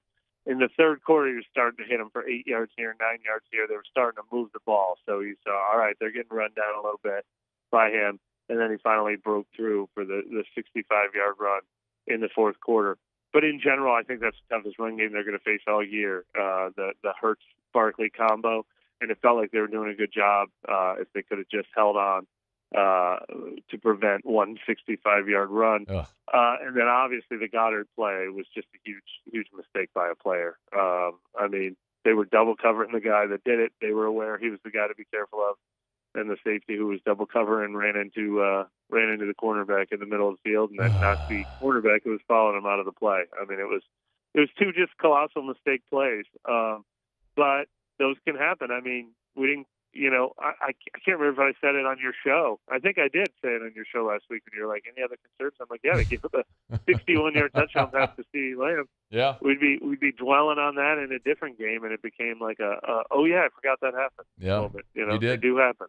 Winning, I say it all the time, Mike, winning masks deficiencies and losing magnifies them. And so you blow out Dallas, you forget about that 65-yarder where you whiffed on anyway. But yes, it came back to bite you against Philly. A couple more for you. Mike Triplett's with us on Twitter at Mike Triplett. NewOrleans.football. Our chat every week is brought to you by Benny's Car Wash. Get a Benny's Car Wash membership if you don't yet. It's like the best $16 a month you'll spend. With Kirk Cousins, does the Atlanta matchup look any different than it would have when you're game planning for this team a year ago? Oh, yeah. 1,000,000%. They have a quarterback. They used to play 10 versus 11 with no quarterback. Atlanta was unbelievable in the past. That's the reason why to win the division going into this year is they have really assembled a lot of young talent on that offense, and their defense is decent. And and they had 2 guys taking turns, and totaling the 32nd best quarterback play in the league last year. So if Cousins is just playing as well as the 24th best quarterback in the league, their leaps and bounds better. And obviously we've seen Cousins be a top 10 caliber quarterback in his prime, although obviously really concerning how little he was able to move around in week 1. That's gotten a little better. He doesn't look completely in rhythm. So I don't think you're getting prime Kirk Cousins, but you're getting functional play at quarterback, and that drastically changes this team from a year ago. Yeah, I would never say, Mike, that week 4 is a must-win for any team. So I'm not saying that here. But how significant, for the variety of reasons, the injuries, you kind of blew one last week at home, next week you're at Kansas City. Give me some context on how significant you think this one is Sunday. Yeah, I think week 1 was a must-win. That's fair. That was a legitimate must-win in September. I can't put that on this. First of all, there's excuses if you lose. So you're not going to lose morale. You're not going to lose buy-in. People will understand that you had a bad offensive line to start with, and now you took your 2 best offensive linemen away from it. So I'm not worried about the season crumbling, the goodwill crumbling, the momentum, all that crumbling with a loss. But I don't like that it's at Atlanta, at Kansas City on Monday Night Football, and then versus Tampa Bay on a short week following that Monday night trip to Kansas City. Then Denver at home on an even shorter week on Thursday Night Football. I mean, it's a brutal schedule. We talked about that a lot. So you got to find 2 over the next 4, I think. Okay. I think you got to be, I say 2 over the next 4. You got to find 1 over the next 4. I think if you're 3 and 4, and you know how good this team is capable of being, it's still afloat. But, they're going to magnify each time you don't win one. If you don't beat Atlanta and then you don't beat Kansas City, now all of a sudden you've got a 3-game losing streak. It's just, there'd be so much relief if you got this win and you're like, all right, now we bought ourselves some breathing room. But not must win. Mike Triplett, NewOrleans.football, courtesy of our friends over at Benny's Car Wash, Benny'sCarWash.com. If you want to go learn more, get that Benny's Car Wash membership. It's the best $16 a month. And they have higher memberships you can do if you want the whole interior clean and everything. Variety of different ones. But go to Benny'sCarWash.com. They're a proud partner of LSU Athletics. Benny'sCarWash.com. We appreciate them for sponsoring this segment every week. Mike, you're the best, man. We always appreciate a couple of minutes. We'll do it again next week. All right. Thanks for having me. Be well. It's After Further Review. We're brought to you by our friends over at Evermore. How about that? Give me some Evermore. Better form of hydration, y'all. And a Louisiana product. Evermore, right there on the North Shore in Covington. Why in the world would you buy a crinkly plastic water bottle from Texas? Don't do it. This is natural artesian water. It's a better form of hydration. If you're an elite level athlete, you want a healthier option for your children, you want Evermore. EVA-MOR. EVA-MOR. Evermore.com. You can buy it online. You buy it at great local retailers as well. If you want to find a retailer near you that has it, you can go to the website. There's a retailer finder list. But, man, you walk into places like Rouse's, around anywhere, you'll find Evermore. Evermore.com. Drink Evermore. EVA-MOR. Okay, y'all.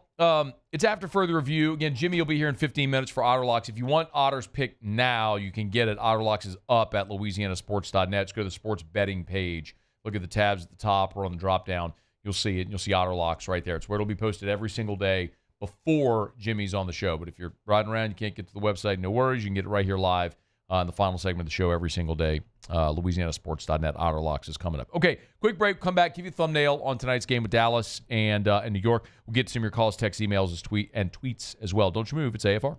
AFR. Yeah, speaking of Rouse's, more than 70 different locations from Lake Charles to Orange Beach, Alabama, and points in between. And Rouse's, the official supermarket of the New Orleans Saints. So you're going to be watching the Saints and the Falcons this weekend. Hopefully the Saints beating up on the Dirty Birds. Before you do that, get on by Rouse's. Get everything you need for your game watch party. The game's in Atlanta, so maybe you're going to be having a game watch at your home. You want some tailgate trays and party platters? Rouse's can help you with that. You want anything from little sandwiches, little mini muffalettas, or if you want your drumettes, or if you want cheese or fruit or whatever type of trays you want, your tailgate trays, your party platters, they can do it.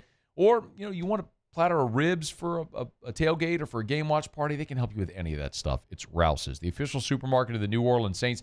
Rouse's also has an awesome wine selection, y'all. They have a buy four, save more program. So the more you buy, the more you save. Allows you to try a lot of different reds and whites you may not otherwise try. It's at Rouse's, Rouse's.com. Rouse's, this feels like home. I've been doing business with Luba for 25 years. They're dependable, trustworthy. It's just the attention to detail with our clients. Our folks have years and years of experience. They're highly trained professionals. But many companies have that asset. What I'd like to think makes Luba a bit different is that we use those talents in a way that truly is dedicated to serving the needs of the folks who depend on us.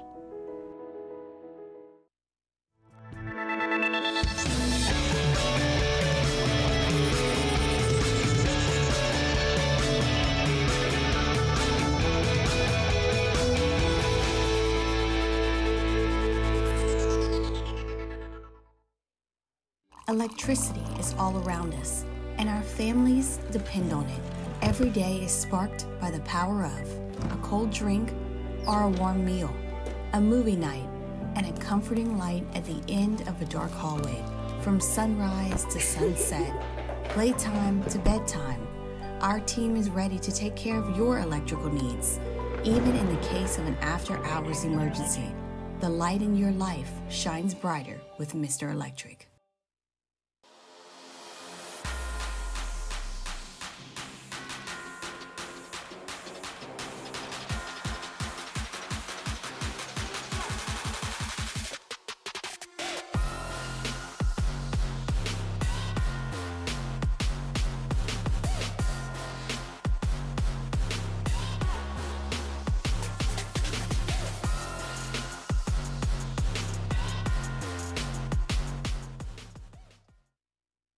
Breck teamed up to reimagine your parks, and you imagined big.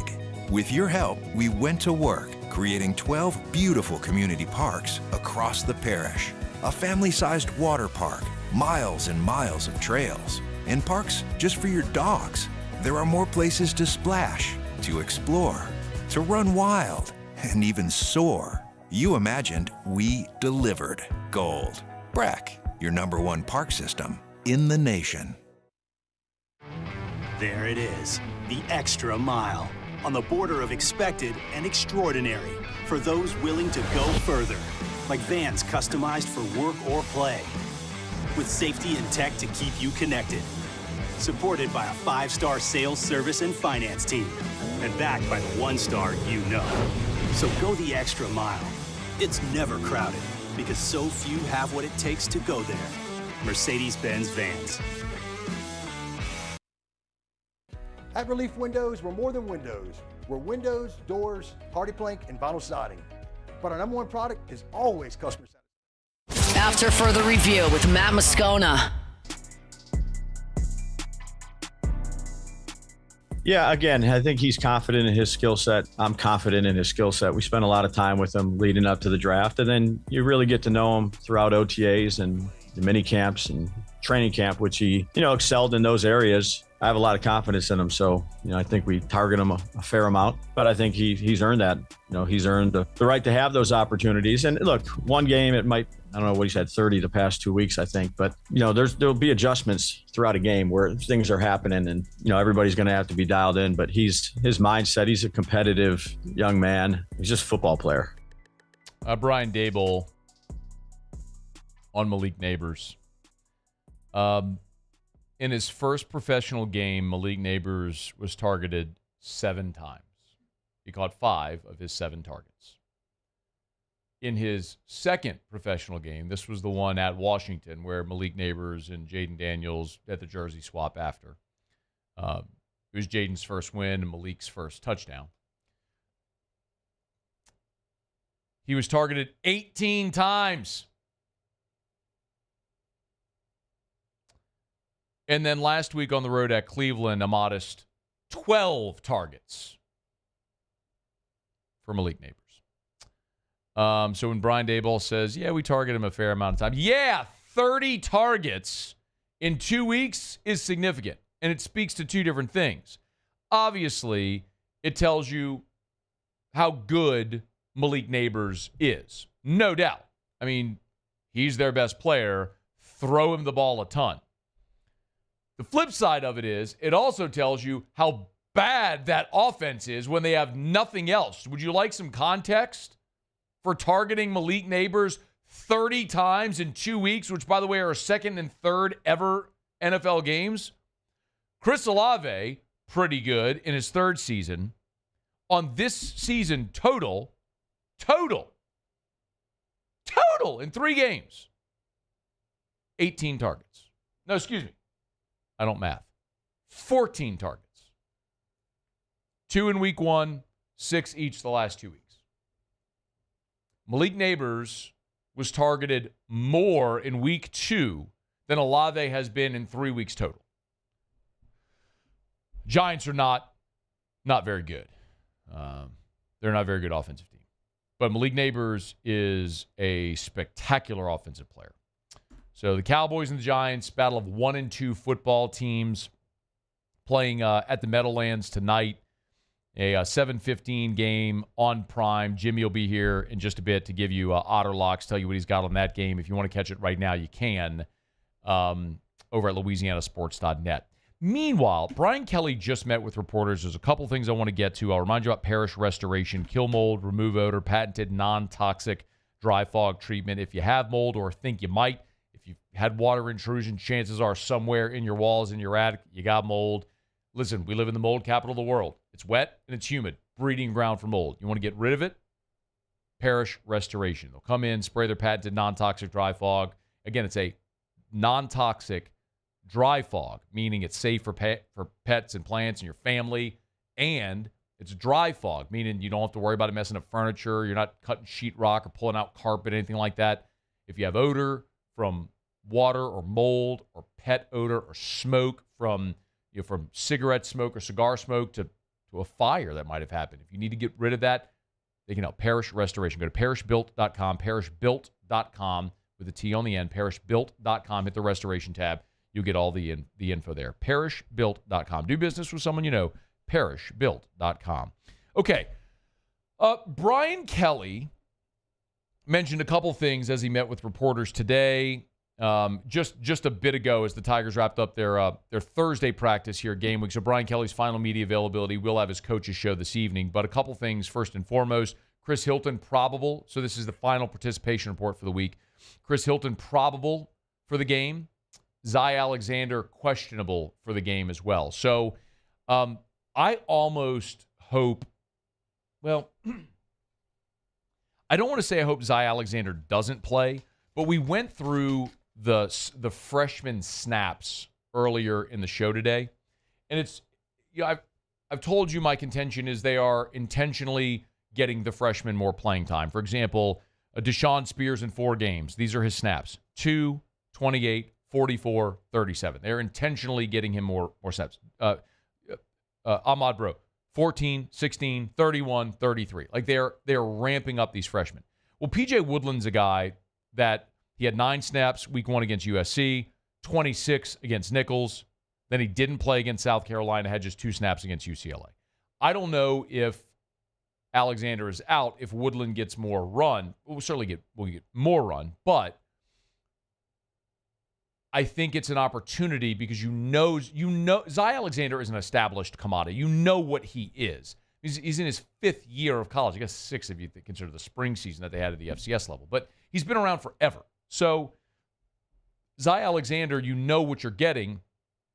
And if you get him back after the bye from his concussion, Alexander and Ashton Stamps are your starting corners, no worries. This would be an opportunity to get J.K. Johnson out there or to get P.J. Woodland or Jair Brown more reps if Zy Alexander isn't out there. So, yeah, I do like, again, if Zy Alexander could play, you run him out there, you play him. But if he can't play, it benefits you to hold him for several reasons. You get him more time to get healthy, and you also get an opportunity to get other players more reps. The other thing of note that Brian Kelly said in his media availability, and this is going to become a big talking point, because of what happened this past weekend with the UCLA game being at home and the weather being what it was, and we saw what happened. A lot of you, and I was, very candidly, I wasn't even aware this was a thing. But apparently the state of Arizona has a law. This is a state law that football games cannot be scheduled before 6 p.m. in the month of September.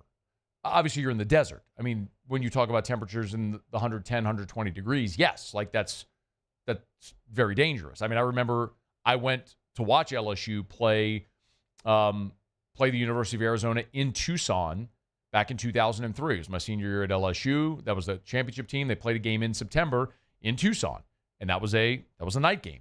So I didn't conceive anything of this law they have, but Brian Kelly said he would endorse that law that would prohibit any game before 6 p.m. in the month of September. And not only is that for a good reason for the players, but for the fans and everything involved. So I don't know how that might transpire when you have a league contract with all the TV networks and all, but yeah, I think it makes a lot of sense for the exact reason. I mean, I tweeted it on Saturday. Hey, ESPN, this is what happens when you play games at 2:30 in the afternoon in Baton Rouge in September. And a lot of people took that as meaning day games, and LSU fans didn't want to go to day games. But that tweet was viewed 1 million times. I mean, that's the definition. I mean, that tweet went viral, and a lot of different fan bases engaged with it. And I'm not super interested in what other people think. what other fan bases think. I'm way more interested in seeing something therein rectified so we don't see an issue like that again in the future. So Brian Kelly's for it. I mean, the governor of the state has spoken out on things recently. I mean, like the Mike the Tiger thing. There was something else. Oh, the anthem thing. I'm not political. I am not going down that road. It's just to say that I think he'd probably have support from the highest-ranking political official in the state who has been willing to talk about things like that. So we'll see how that may all transpire. Brian Kelly's in favor of it, so we'll see. All right, it's After Further Review. We're glad you're here. Let me knock out our final break of the show. When we come back, Jimmy will be here for Otterlocks. We'll find out what Jimmy's got for tonight's Thursday night football game. Again, you can always get Otterlocks at louisianasports.net. Before you hear it here on air, or if you miss it on air, you can always get it at louisianasports.net. Just click the sports betting page there. All right, it's AFR. After Further Review. Brought to you by River City's 1 Hour Air, where they're always on time or you don't pay a dime. 752-0001, 752-0001, or 1hourbr.com. Look for the big yellow vans and trucks with the giant clock on the side. You see them all over town because our friends at River City's 1 Hour Air for 4 decades have done exceptional work. They treat people great. They commit to their employees and their people. They have continuing education for all of their technicians, which is why you have such an incredible experience. They do the job right the first time. This 5-star Google review was about Brandon, one of the technicians. Ann Normand said, very satisfied with Brandon's service. He explained everything with us and showed us pictures of issues with our unit. Another 5-star Google review. There's literally double the amount of 5-star Google reviews of the next closest competitor. So if you want to read those before you call, have at it. Or just call them, 752-0001. 752-0001 for River City's 1 Hour Air, where they're always on time or you don't pay a dime. Gulf Coast Bank and Trust is giving our customers the power to bank anywhere, anytime during this challenging event. And we're right there with you. Our mobile banking app is a smart way to manage your money and time. Gulf Coast Bank and Trust, the bank that cares about you. There it is, the extra mile. On the border of expected and extraordinary for those willing to go further, like vans customized for work or play, with safety and tech to keep you connected. Supported by a 5-star sales, service, and finance team, and backed by the 1-star you know. So go the extra mile. It's never crowded because so few have what it takes to go there. Mercedes-Benz Vans.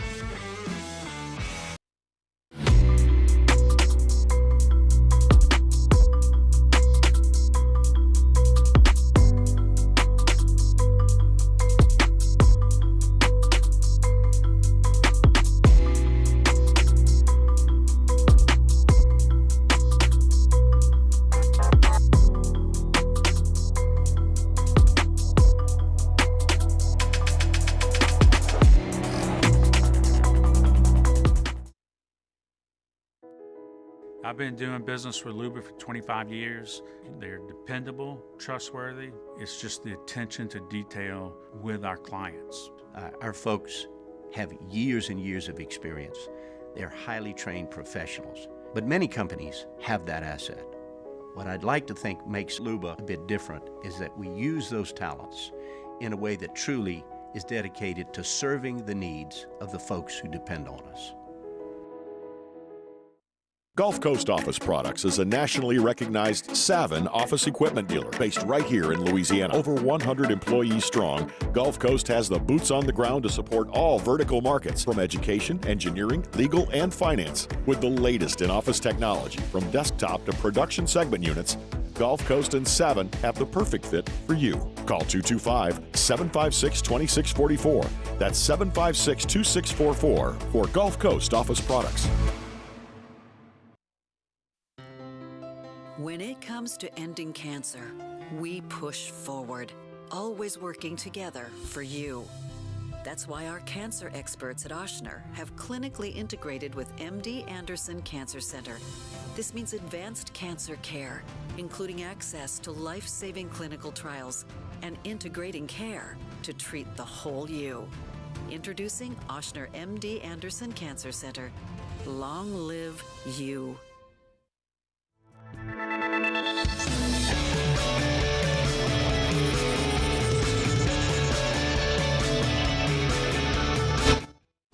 after further review with Matt Moscona.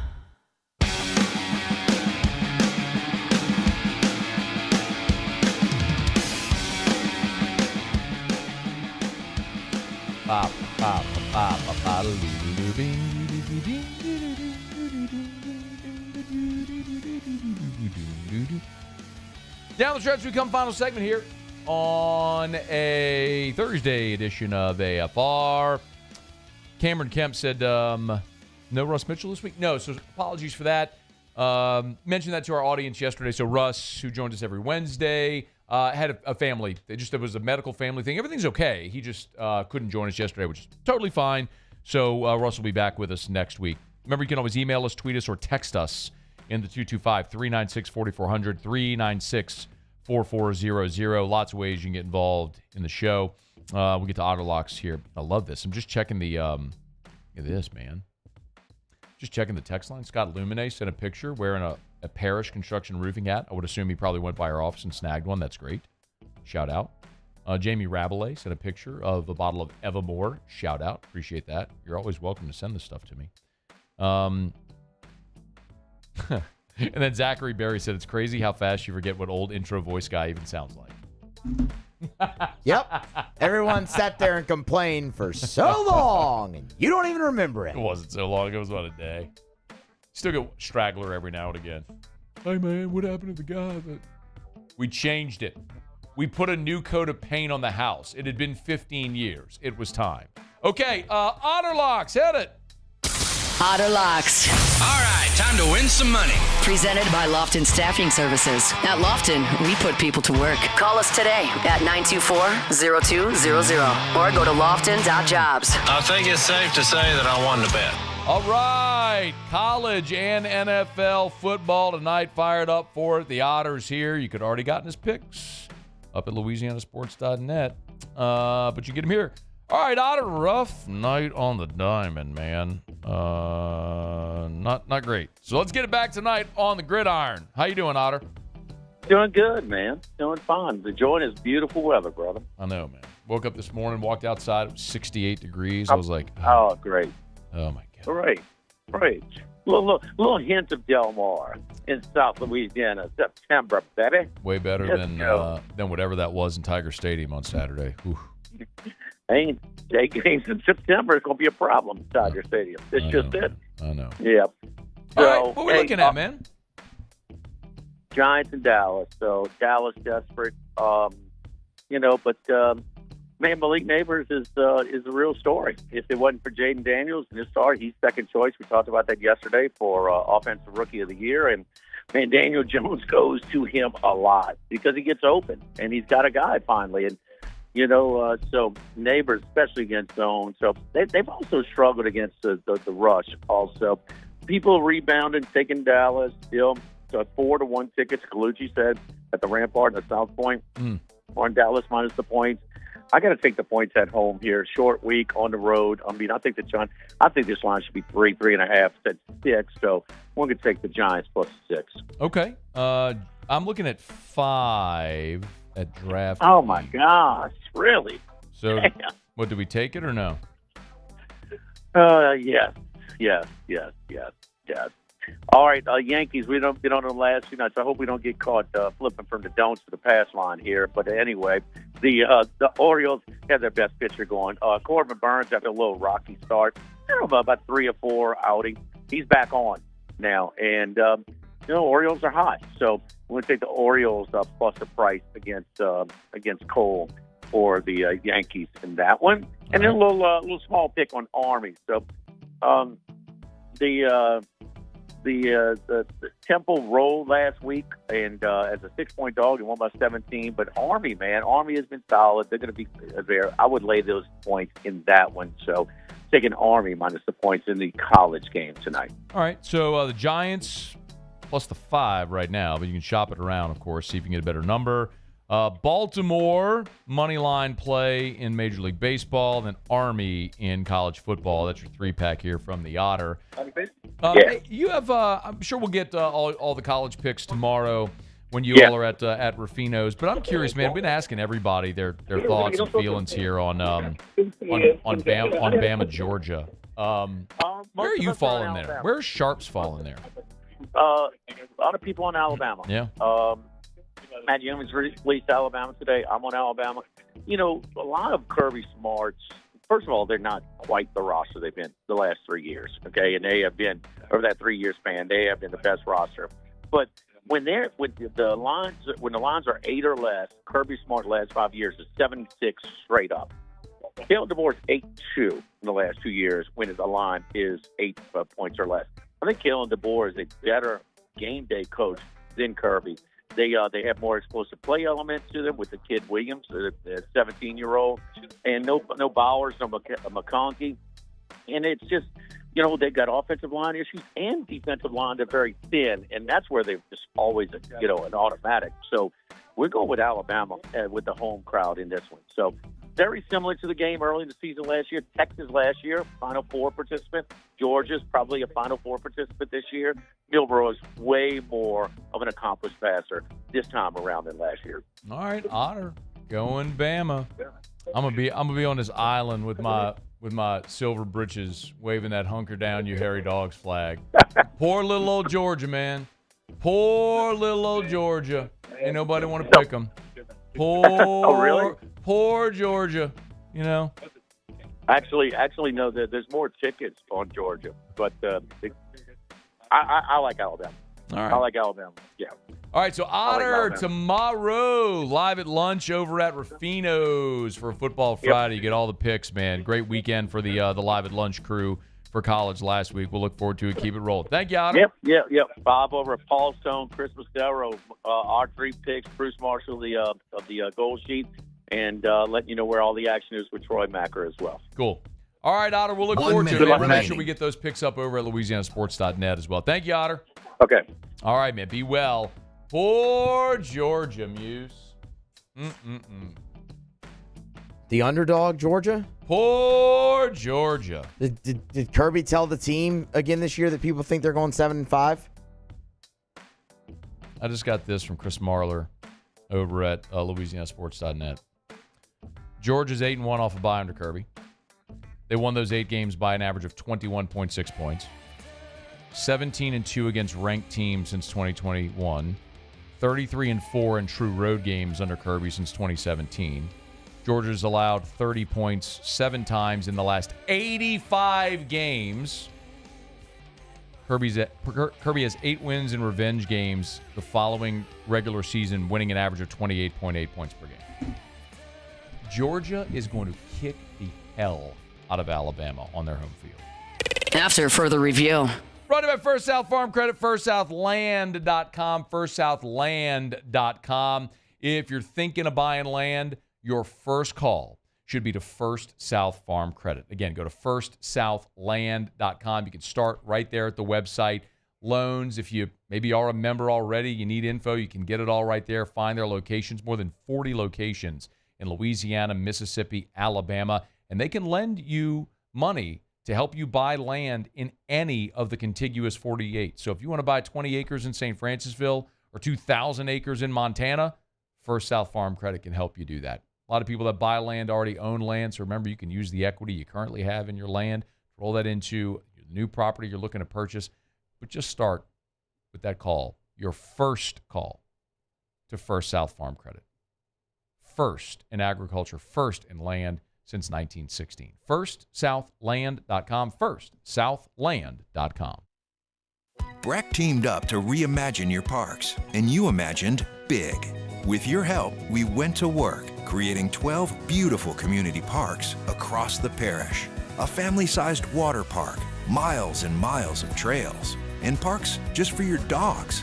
There are more places to splash, to explore, to run wild, and even soar. You imagined, we delivered. Gold. Breck, your #1 park system in the nation. Bayou Chrysler Dodge Jeep Ram has back-to-school savings like $16,000 off 25 Ram 1500 trucks. We're open for business in our beautiful new showroom and taking $16,000 off. All new Bayou vehicles come with a complimentary extended warranty. The crew at Bayou Automotive is going to do right by you. When it comes to ending cancer, we push forward, always working together for you. That's why our cancer experts at Ochsner have clinically integrated